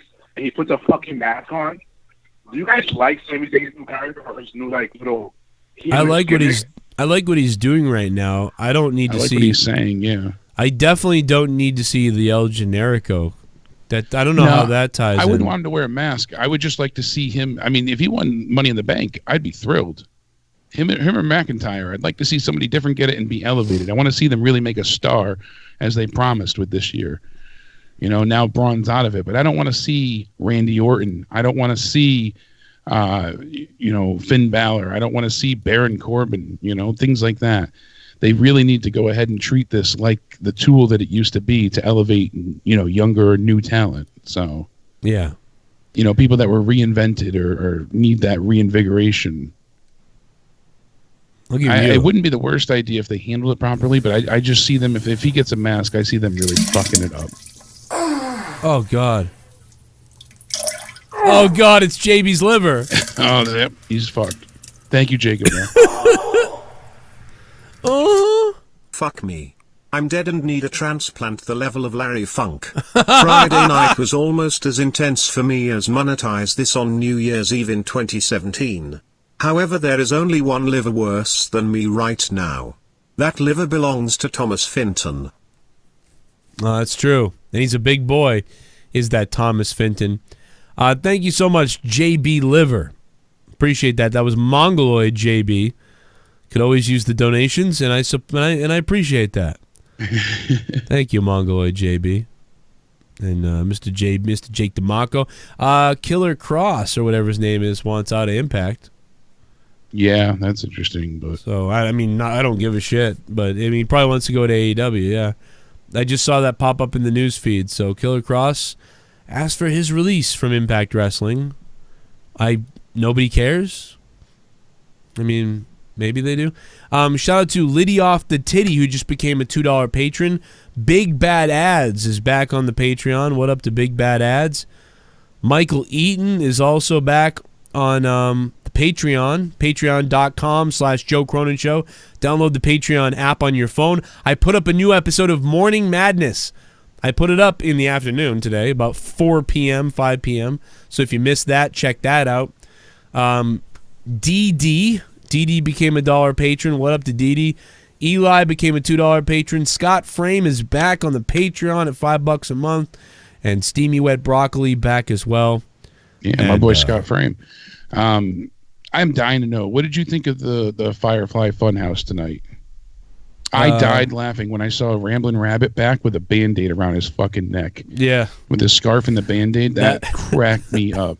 That fucking was funny, dude. That was fucking hilarious. And then when he went insane at the end. Yeah, tonight was my favorite one, I think, of all of them. Just because of the rabbit. The fucking Band-Aid. What the fuck? Talk about sinister and crazy, though. Some people, like you said early on with the mask and whatnot, I think they're really, with the mask, they're trying to, more than like face paint can be done and all that, I think they really want to show the schizophrenic nature of this character. Yeah. So I think he's going to come out. This is my idea of what they're presenting. I think he's going to come out as the happy-go-lucky Bray, And then maybe he'll, mid-match, if the lights go out or something, might transform into that darker character. He might come out darker and then transform later. I think that they might do like a Jekyll and Hyde thing with him because of the whole, hate and heal on his gloves. And he said he wanted to share his secret, and then all of a sudden he comes out, Twinkle Twinkle Little Stars playing, and he still says yowie wowie, but he's very evil and crazed. I think he's going to be a face as well. Really? I think they're going to toe the line like face and heel, but I think he's going to be more of a face character, and it's just going to be like a very unnerving face, though. I think they're going to focus on his happy-go-lucky children's entertaining character, and then he'll transform evil when needed, kind of like the Demon in Finn, but it'll just be used more often. Imagine him with the WWE title.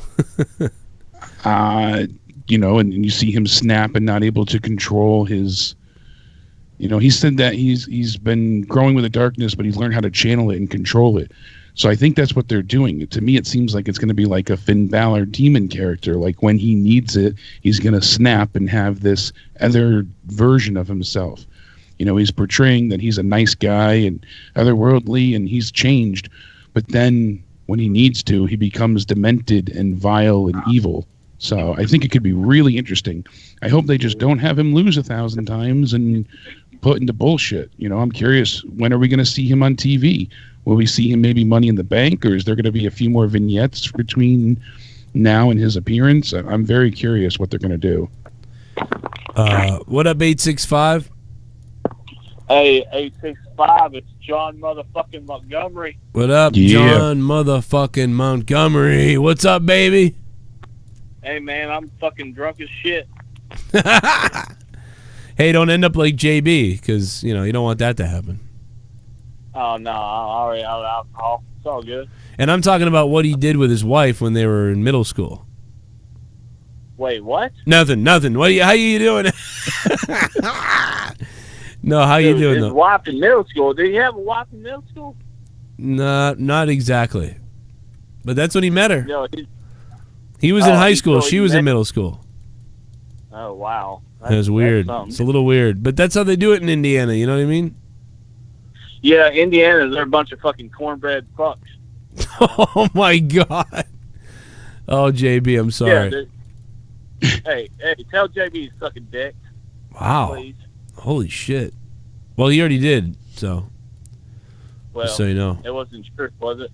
It was his dad. Oh, damn. Is dead dad? Who?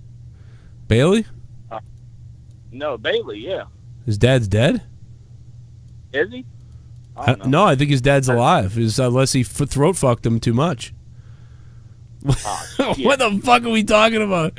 Anyway, yo, what up? I don't what else know. is up? Anyways, I don't want to talk about that shit, Joe Cronin. I don't want to talk about that Justin Bailey motherfucker. Alrighty. Fucking champ, the monetized champ that wouldn't give the belt up. Yeah. Yeah, but anyways, I want to talk shit about Matt the Misfit Mumbler. Oh, shit.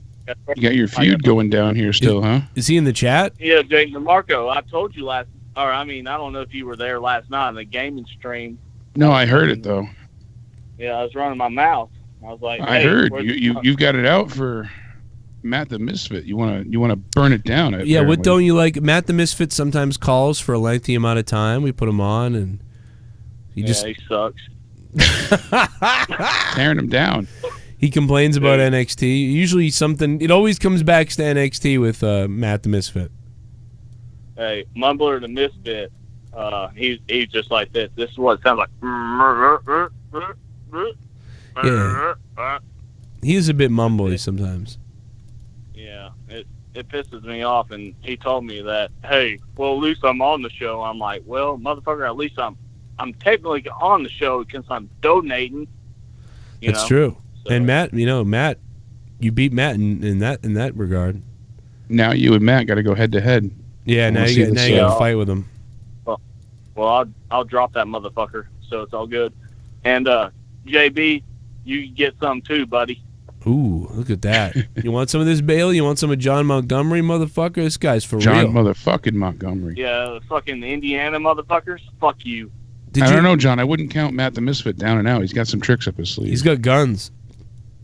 Like what? He's got some bodies piled in his basement. You better be careful. Yeah. You sure? He's Jake, a bad motherfucker. You just wouldn't know it.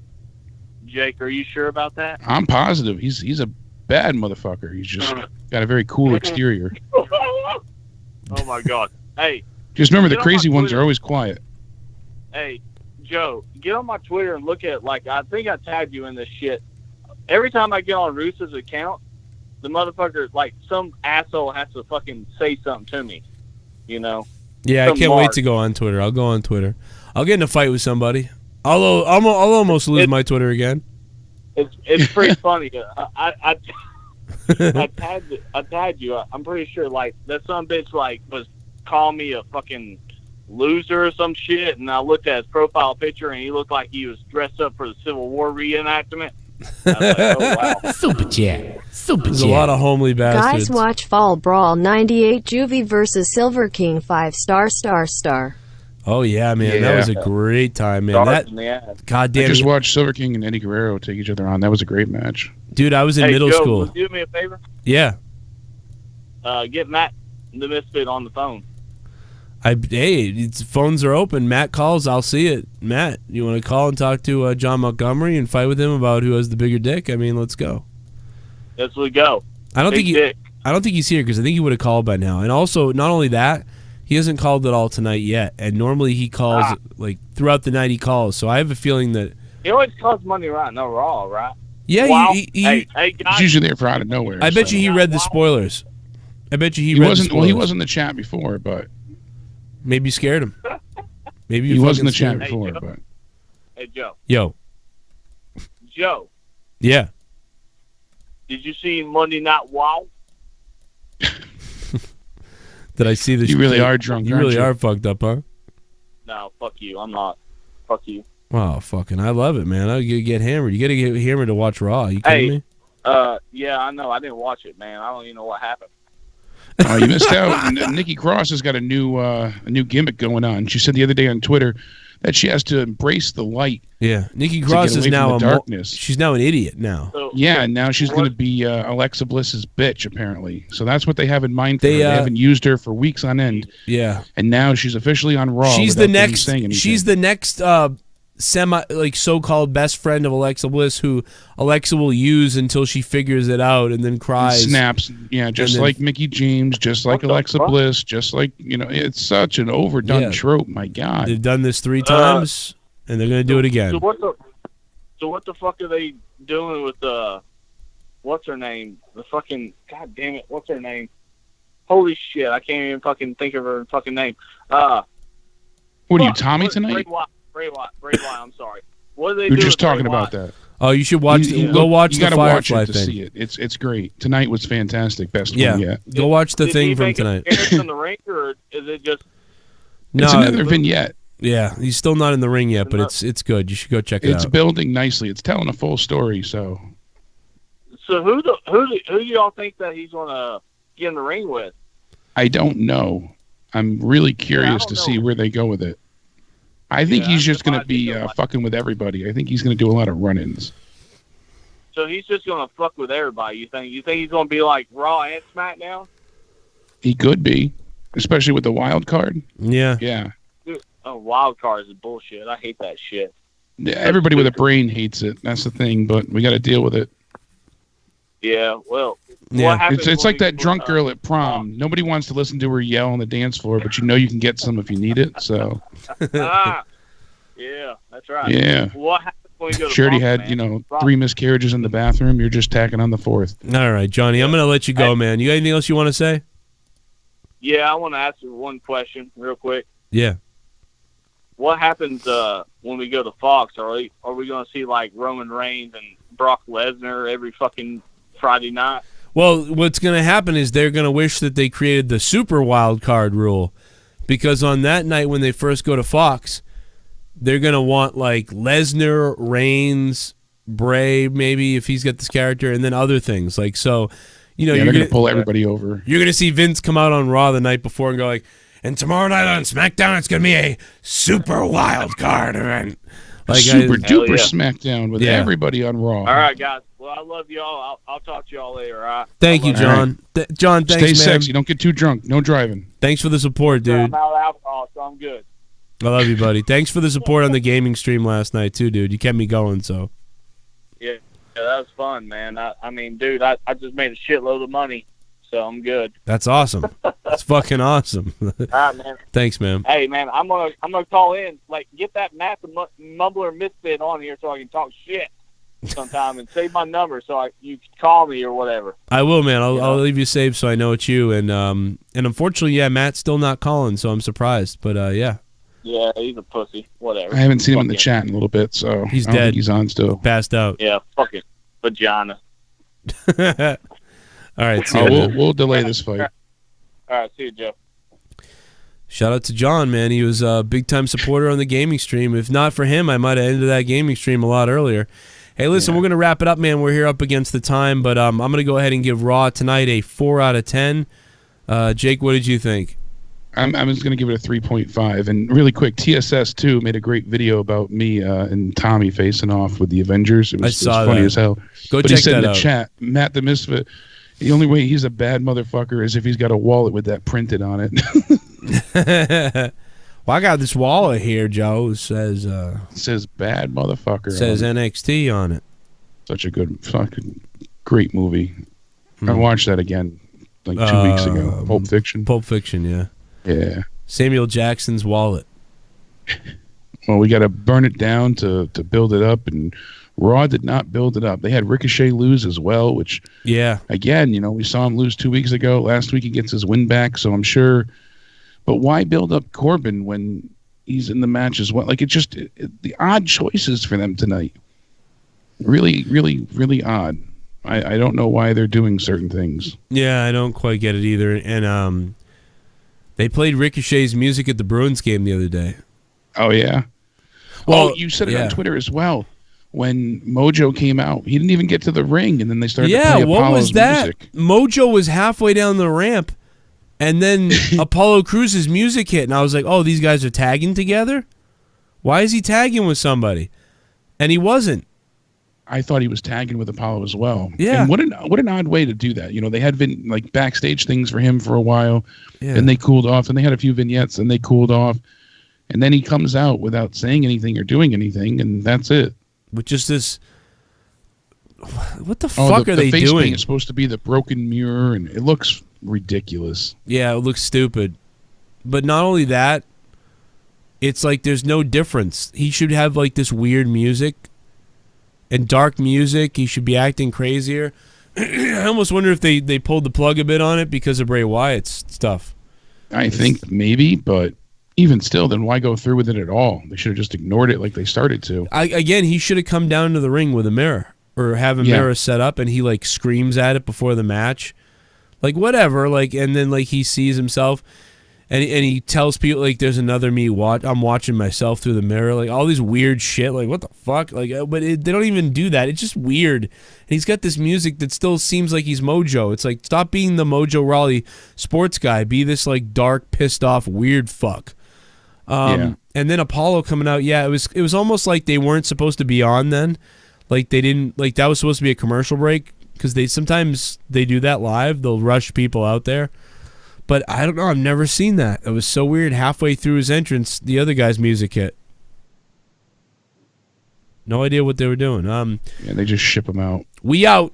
Jake DeMarco, we're out, guys. We'll see you tomorrow night for the SmackDown review. And tomorrow night after SmackDown review, we're playing some video games. Yeah, we're playing PUBG tomorrow night after SmackDown. So tearing it up. We're going to tear it the fuck up tomorrow night. They're going to eat someone's asshole alive. And then Jake's going to show everyone his championship wee-wee.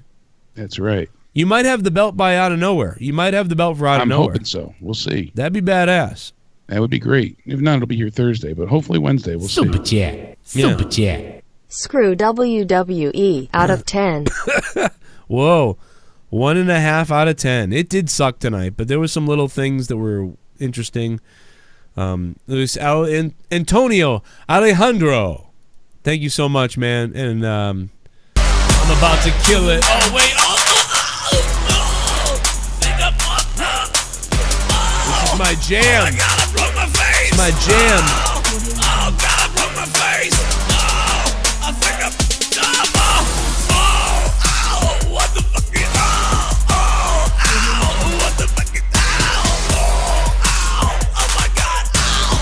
Oh my God, my face. Do you guys see a day where wrestling is not on national television? Our entire lives we've had the luxury of having a show every week, but are those days numbered? By the way, Jake, hold on to that belt tight, bro. I'm coming for you, Nickel. Oh, another one coming after me. Drew, I can't take the agony and pain of knowing that all my friends want to just sabotage our friendship, Joe. I'm going to have to relinquish the belt. And my God. And I was going to screw with you at first and make a joke, but I figured people wouldn't know that I was being sarcastic. I'm like, I'm not even going to get into it, you know. But go full Amanda Carmen on everybody. Yeah, you know, immediately I was gonna post a video crying, and be like, I don't want it. That's why I'm not, you know. Well, listen, I could see, you know, if AEW were to fail, I could see that going to like Netflix or something, and then I could definitely see WWE just going to their app, their own place. But the problem is, again, is after that, how do you then grow from there? How do you? Yeah. You have a you know, limited capped audience, so yeah, you'd have to become like, I don't know, YouTubers or something, like, because how would you get seen then? So without TV, you're not bringing in new viewers unless you're growing on YouTube or somewhere. So yeah, they'd have to really branch out everywhere else online. Yeah, which someone could do effectively. Yeah, but they could start. They just haven't capitalized on that market yet. They should do a 1-hour show on YouTube Live and like advertise it all over YouTube, like going on right now and stuff like that. They've had a few live things for WWE. They've done interviews. I remember WrestleMania weekend. They did it with the Iconics and the Revival beforehand, and it was, you know, hours before the pre-show. I don't know why they don't do these kind of things more often. They should have. Here we go. I'm glad they don't. Interviews and stuff. I'm glad they don't for me. Has anybody heard of Championship Wrestling from Hollywood? Yes. Better than WWE. Yes, they've got that spot with our buddy Dustin Starr down south right now on Saturdays, and yeah, absolutely, they are better. Down in Memphis, right? Almost anybody, yeah, Memphis with Dustin on Saturday mornings. If you're in Tennessee, thank you, man. We're out of here, guys. Thank you for the donations. Thank you for the support. See you tomorrow night for the SmackDown review and everything else. Good night, goodbye, and good night. Over 50 million views. You're listening I'll see you guys to on the Twitter. Joe Cronin Show. The Joe Cronin Show. And I got stuff coming up on Patreon, too, so check that out in the morning. The Joe Cronin Show. I hope you hang your mother. This country sucks. This place sucks.